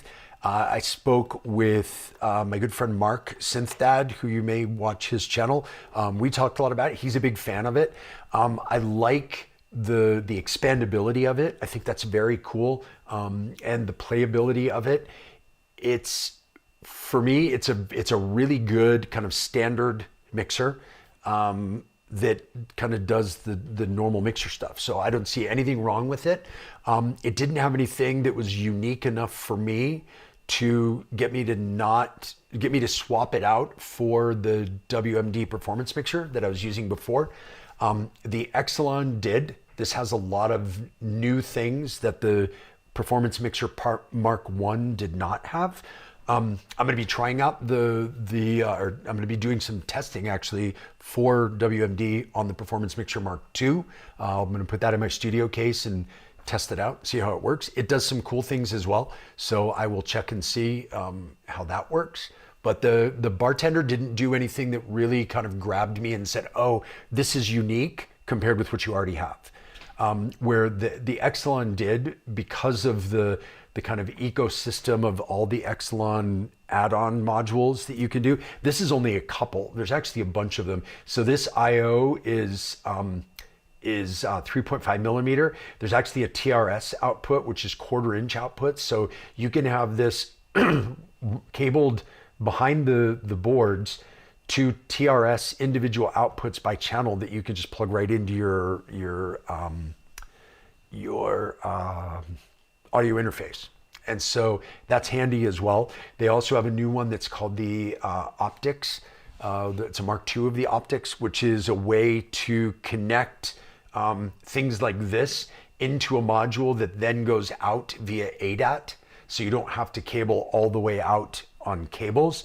You can just cable from the I/O into the ADAT module and then have one cable go out to your audio interface or a push 3 or something like that for either processing or mixing or recording or whatever. So there's a whole bunch of kind of the Boardbrain ecosystem that I'm really super interested in, and that's why I'm happy to be doing some stuff with them, because I just think their stuff is really cool, and that was kind of what attracted me to them in the first place.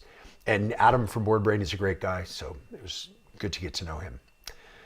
So let's see, where are we? Love the JK Flash sound. I think he uses Electron stuff, but in the modular world, maybe 100 grit or Weaver. I don't know. Yes. Someone says distorted, blown out sounds. I think Sauvage modules. Yeah, they've got some cool stuff as well. Look at Krista Bourgeois has a whole bunch of really cool stuff that she uses, I think, from Sauvage, and she has a kind of like very aggressive, distorted industrial sound. So definitely check out her stuff. Let's see, where are we? Just had a restock. Yeah. Thanks for sharing so much knowledge. You're welcome. Thanks for wasting your time with me. Hopefully it's not a waste of time. Let's see, what with the noise engineering Zer mixer. Yeah, I tried that one as well. And again, cool. It was so funny. Last year, I think it was, not this year at KnobCon, but the year before, we were all joking that it was like the year of the mixer. And I think some people did videos. I think Jeremy Blake did one and a few others, that it was like the Zer Mixa and the Bartender. I think the Exelon came out that same time. The 1010 Blue Box, the Eurorack version. So all of these mixers came out at the same time, and everybody was like, oh my God, it's the year of the mixer. And the reality is, I felt like I'm still kind of looking for that magic combination, because I feel like for my particular use, they haven't done exactly the thing that I want. And like I said, a key for me is being able to have a performance rig like this that I can play live shows on. And then when I get home to my studio, I can just connect it to my DAW and multi-track out from it. Now, like WMD does a DB25, the Boardbrain guys do a DB25. These guys have the IO, they have the TRS. You can use different versions of things, like I said, with the ADAT from the optics. There's a lot of different options, but what I was really hoping was something would have USB out that was multi-track from your mixer and just built right into the mixer. So you just had like a little USB-C, and then you could just connect into the USB-C and take that out to your computer, multi-track audio, and have it read it like it does from an ES9, but from within the mixer. So I hope somebody does that sometime. Please, mixer guys out there. But yeah, I feel like that would be a big help. But because of that, I don't feel like there's a perfect one, but I think that there's different ones that are perfect for different people. So like for me, the Exelon is really interesting because it gives me a lot of flexibility to do unique routings, have outputs, have multiple outputs to use for different things, bring in outside hardware, all that kind of stuff. And each one has different things that it can do like that. So you just have different trade-offs, like for example, the performance mixer has 8 channels where this has 6, but the 8 channels are smaller, the faders are smaller, the controls are smaller, where this feels more like a DJ mixer, right? So, and I think I haven't played around with it yet, but I think the Performance Mixer Mark II is spread out a bit more as well. So it's just all trade-offs. It just comes down to what you like and what works well for you. This is working really well for me. That's why I decided to put this into my case. But yeah, there's not any one thing that's perfect for everybody, but I do think that this has a lot of like flexibility, which I appreciate that, because I never know how I want to use something exactly until I actually start using it. And then oftentimes I'll be like, oh, I wish it did this. And then I'll be like, oh man, if I would have known that before, maybe I wouldn't have used this. So I love things like this that have a lot of flexibility, because I'll be like, I wish it did this. Oh, it does. I can come up with a different way to route this and that to make them do different things. So anywho, what else? Do you know if you can use ADAT into a sound card while using a separate interface for audio? Yes. So you can. I think I take that back. If you're using a Mac, I know for sure you can, because there's a way within the Mac that you can set up, what's it called? A composite audio device. It's built right into Mac in the utilities. You can set up a composite device. So like, for example, in my studio, here, change the view here so you can see. So like right behind me over there, I have my main like regular mixing board, and that is an audio interface. And then over there behind, there's another audio interface that's for all of this gear that's over on this side. And they are both going into the Mac, and then there's a composite device that shows up as one audio interface with both of them. And so when I open up Ableton, I'm just using that one device. According to what the computer says, there's one device, but because you've made a composite device going in that way. I don't know if that's possible on PC, because I haven't used a PC in more than 15 years, almost 20 years now. So I know it works on Mac. I am not certain on PC. If somebody knows about the PC thing, definitely chuck that into the comments, because that could be really helpful to a a lot of people out there. But for me, I can't answer that for you. I can answer as far as Mac goes. Can't answer as far as PC goes. Let's see. WMD is cool too. Blue Box looks like too much menu diving for me, maybe. Yeah, the thing is that, so the Blue Box, it's not necessarily that it's menu divey, it's that it's not, there's not like knobs for the functionality. So you're using a touchscreen. So for example, I tried out the MPC Live 2 when it came out, and super cool machine. It does all kinds of cool stuff, and it's very deep and whatever. But for me, I just don't like using touchscreens. Because there's no muscle memory, there's no kind of that satisfaction of turning a knob, which is part of the fun for me of playing music. The one exception in my rig is the Blackbox, and that's because I just launch things by touching it. Then once that's going, I'm using this. I'm using this over here. So I can just like touch those to start and then use this. So for that, I don't mind the touchscreen. Where I don't like touchscreens is when I'm using them in performance, because like I said, trying to, sweaty, hot, whatever. I live in Colorado, it's super dry, so my hands get dry, and sometimes because when your hands are dry, touchscreens aren't as sensitive with dry hands. Then you get into a place where you're sweating and dripping, and then you're too wet, and it's just, for me, I'm not a fan. So that was one of the things that made it hard for me to go for using the Blue Box. I did consider it as a studio mixer because of the USB out, but because it wasn't multi-track USB out, I just was like, so I can't. I don't really want a stereo out. I can do a stereo out. And yes, you can record into it, which is a very cool feature.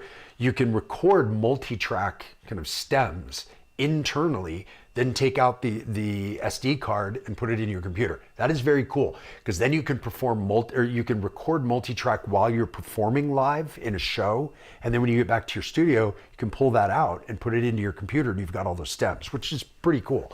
But it doesn't accomplish exactly what I was looking for, so wasn't worth the trade-off for the touchscreen because of that for me. But for a lot of people, it's a fantastic device. Let's see here. Aggregate device in Mac. Yes, that's what it's called. I don't know why I say composite. Yeah, aggregate device. I'm on PC. Sorry, man. I can't help you. There's got to be some solution for that in PC, I would assume, right? I don't know. Google says ACO for all should be able to make. Yeah, cool. If it does, that's awesome.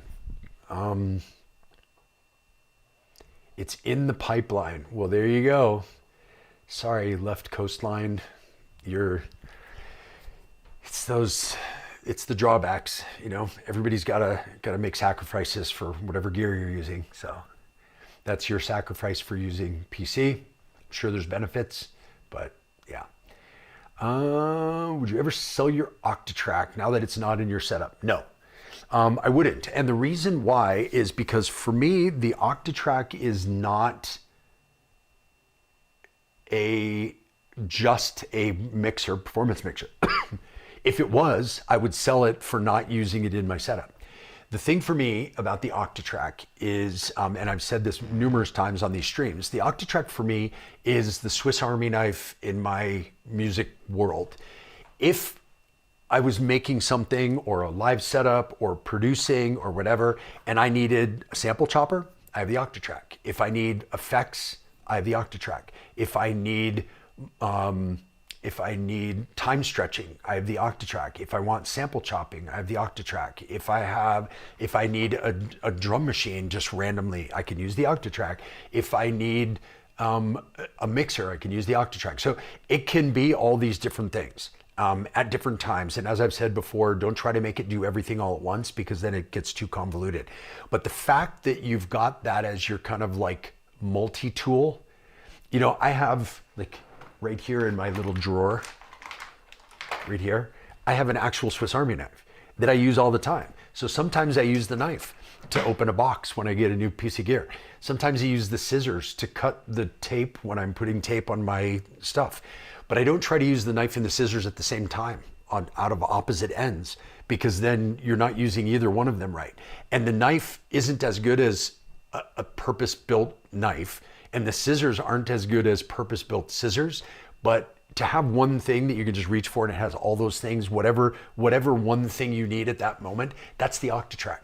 There are things that do each of the Octatrack things better than the Octatrack, but there's nothing that does all the things that you can just be like, oh, I'm just going to reconfigure it and use it this way. So that's why I wouldn't sell it, because for me, it's like having the Swiss Army knife in my drawer. I've got the Octatrack on my shelf and I'll be doing stuff and I'll be like, oh, you know what? I could use the Octatrack for that.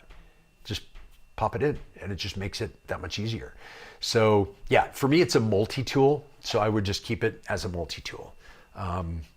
If I was using it as one thing and something came along better for just that one thing, I might think about replacing it, but that's not how I use it. I use it as kind of a whatever multi-tool. So anyway, so yeah, so that looks like it for the questions. Anyone else have any other questions before we call it here? Oh, here we go. We have, do you have your modular setup available to check on Modular Grid? Would be cool just to check the modules workflow. I do have a couple up there under Surco, S-U-R-C-O. I will load up a couple of others now that I put these. So I actually had this one, but I had it private because I wasn't sure if I was going to be making the changes and I didn't want to throw it up there and have people be like, oh, are you changing this? Why are you changing this? Why are you doing this? And all that stuff. So I may change those. I'll put those up on public, but I'll put my studio system and my my current performance rig, and then I'll also put my 84 HP performance rig on there as well. I've got 2 different versions of that. So yeah, I'll put those up. Definitely check those out. What else? Oh, I didn't explain the labels on the Oxie one. So let's see. All right, we're on the right view here. So a couple different things. I have labels on different things. So this is obviously the instruments that are in the mixer.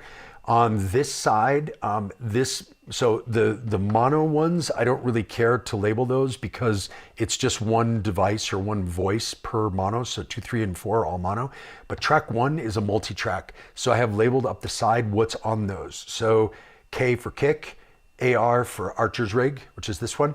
And then this is 9, 10, 11, 12, 13, 14, because that's the channel on the dig exact. 9, 10, 11, 12, 13, 14 is what those are sequencing. I'm about to change those up because I'm going to be adding in another device and switching to 2 or 3 multi-tracks in order to make this work out a little better. So I may change up what the labels are on the side, but for right now, that's what they're for. And then the labels across the bottom, this is actually something that I did like on the fly because I had an idea in my hotel in Amsterdam before I played my show. I was playing some like breakbeat kick drum things that I really liked, and I wanted to be able to recall them in the moment. So I came up with this kind of shorthand for how to do certain beats that are in here. So the ones here, I'll play this. So like right now, that's your kind of traditional 4 on the floor kick, and it's just on an 8-step sequence. So that one's easy. The lines here are showing where the bars are, just to make that easier in the dark to be able to see that. So if I was to extend this out to 16 steps, that gives me where those markers are, right?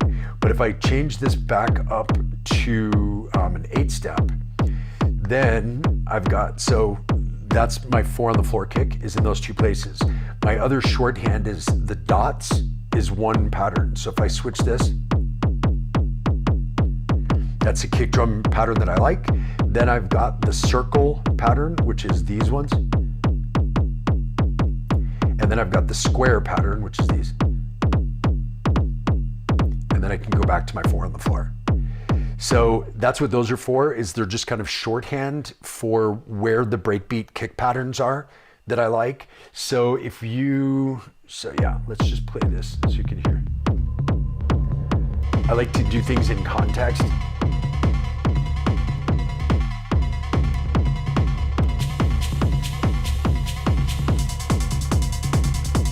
So now if I was to change up to the dot pattern,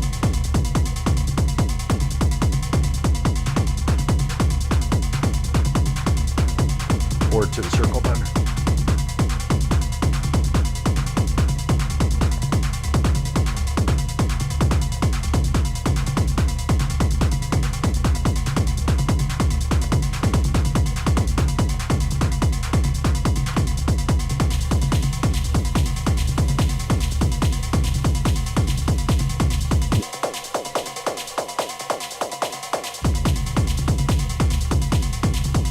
then it's really easy to get back to 4 on the floor. Or switch it up.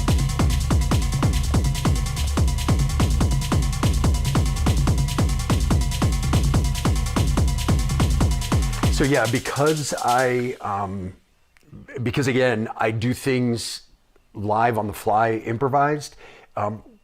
What I think a lot of performers do, and I'm just not organized enough to do this, what a lot of performers do is they will have a 4 on the floor kick on one pattern, then they'll have like that pattern 1 on another pattern, then they'll have pattern 2 on another pattern, and they'll switch between the patterns. For me, I would much rather just do it on the fly and kind of write it in the moment, just because it's easier for me and faster in the moment. And I found that by shortening down the kick sequence to 8 steps, it's really easy to switch up between 4 on the floor and breakbeat if you use just the 8 steps, because you don't have to actually duplicate it out over all of them. So you're really only changing, generally, you're only changing 2 steps. So like I'm gonna change these. This first kick is still saying the same for all these patterns. So I can.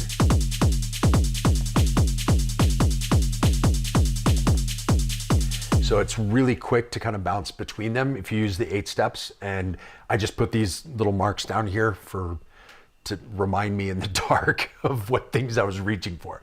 So yeah, so that's what that was for. So anyway, that's what my tape is for on my things. I have my rolls of tape here in my drawer that I can cut with my little Swiss Army knife. So let's see what else we have here.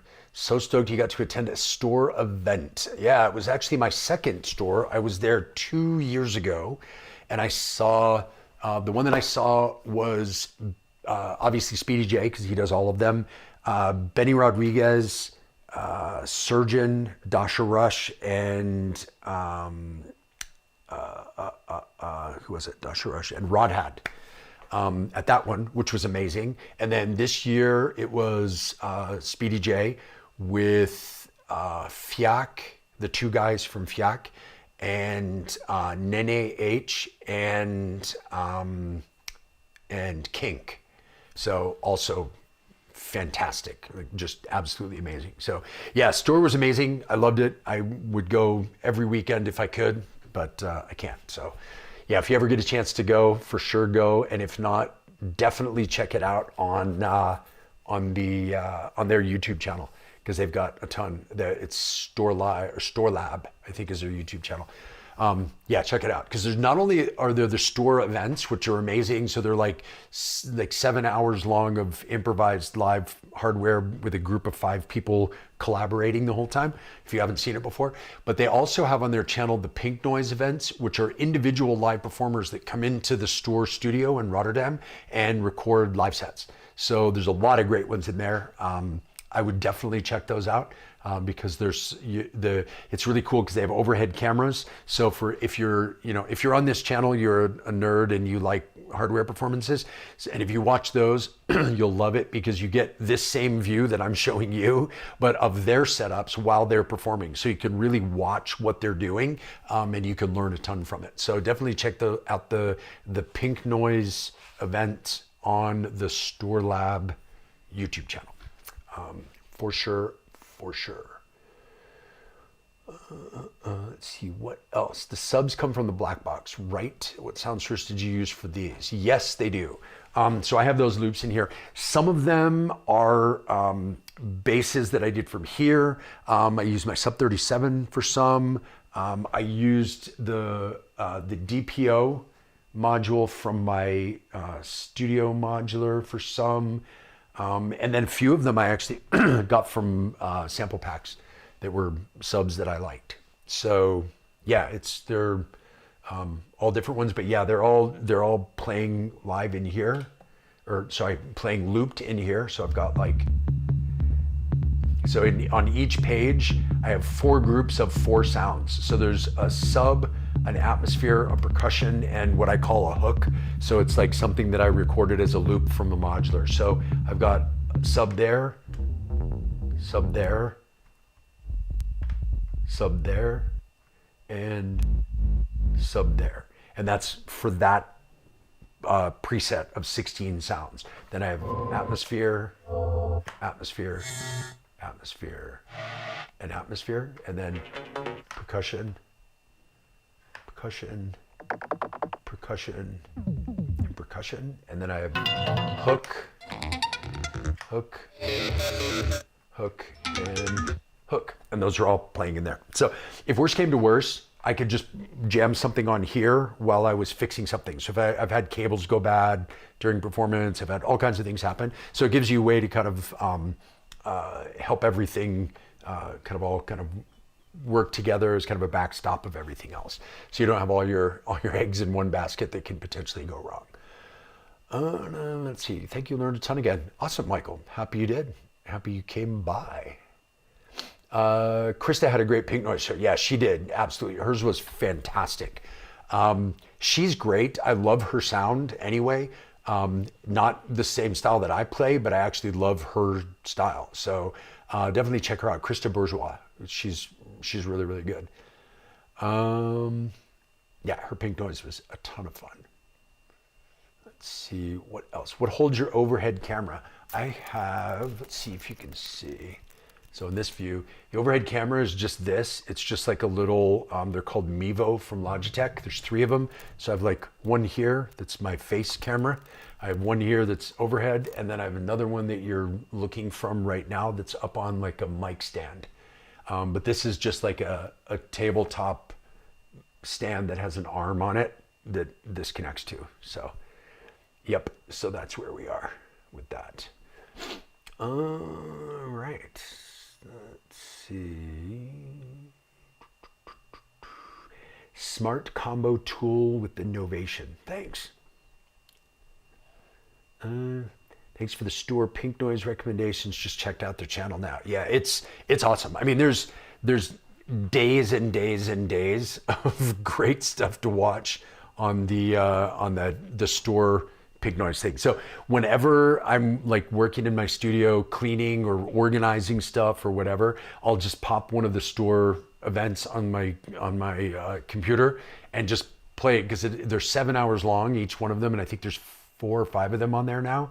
And so you just like, it's a whole day's worth of cleaning in your studio of listening to awesome music, and every once in a while you hear something cool and you can kind of watch it on YouTube and see what they're doing and stuff. So yeah, it's pretty cool. When controlling an Electron box with the launch control, what happens with the parameters when you change patterns? Do they latch, snap to the save state of the next pattern, or what? I don't use the launch control for the Electron devices, but the way the launch control works generally is I think you can adjust the patterns on whether it snaps or whether it hooks. Depending on how you have it set up, I believe. I'm not 100% sure, but I think that you can adjust those parameters. Yeah, and when you change with the Electron, so the thing is when you set up the launch control, you're setting up individual controls to send out a certain CC message. As long as that CC message is the same on the next pattern that you're on, it will send it. But if it's not the same, if it's a different synth engine, for example, like on the Syntac, then it won't work the same. It'll control something different. So yeah, it doesn't work great for that. It works really great for the Blackbox. That's why I'm using it for the Blackbox. It can work for the Electron devices. It's just not how I use it. So I'm not 100% sure. I used to, and I'm trying to remember how I did that. I don't remember, actually. Yeah, so I know it does work. It's just a matter of, I'm not sure exactly how it acts with the jump or latch with the encoders. So do you sequence melodies, bass lines with the sub 37 other synths, or do you prefer to improvise and loop? Kind of depends. I am a average at best keyboard player, and probably below average at best. And so for me, I sequence a lot just because I like sequencers. I like playing sequencers. I've gotten really quick on them. I can play them in a way that I like and get them to do the things that I like. So I use the Oxie One to really sequence everything. I mean, I sequence basically my whole studio with the Oxie One. So I'll sequence even Ableton, for example. So when I'm using Ableton, I very rarely use the sequencers in Ableton because I don't really like them very much. I prefer this kind of workflow. So I will take my Oxie One, plug it in via USB to my computer, and then just sequence things via the Oxie One. So I tend to do that more often, even with my synths like Sub 37 and Polybrute and stuff like that. I prefer to sequence them from here just because I'm faster at it. Not that it's any better or not, it's that I'm a worse keyboard player than I am sequencer operator. So it's easier for me that way. Yeah. Let's see, good question about the electrons. I've been thinking on how to use a MIDI controller with the analog rhythm and Digitac, but not sure how it would work between patterns and kits. Yeah, so if what I can tell you is if the CC, because all the all the Novation remembers is what CC number is assigned to what fader or knob.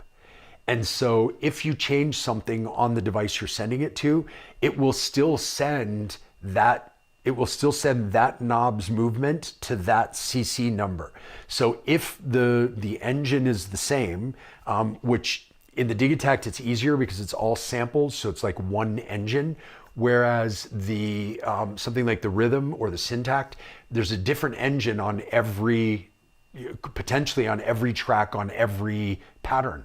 So when you change patterns, it will look for that same CC message.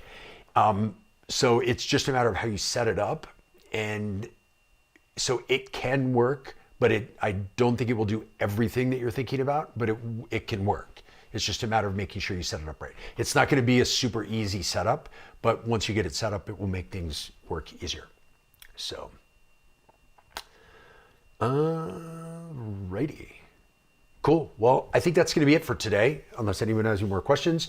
Thank you guys very much for tuning in. I appreciate it. Don't forget to sign up for my course. If you're interested, the next one starts Tuesday. Signups are open right now. Very limited space available. Click the link in the description down below.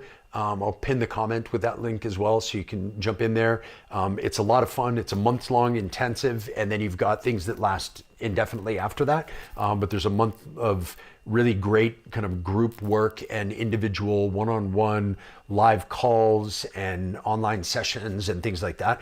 So definitely check those out if you want to. There's a special right now. If you use code ADE during checkout, you can save 20% off the cost of the course. So definitely check that out right now. And hope to see you in the course. Hope to see you on the next live stream. If you enjoyed this, you'll really enjoy the course because it's a whole bunch more of this kind of stuff, but in a much more personalized and in-depth way. So yeah, thank you guys very much. I appreciate it, and hope to see you guys all in the next one. Thanks very much. Take care.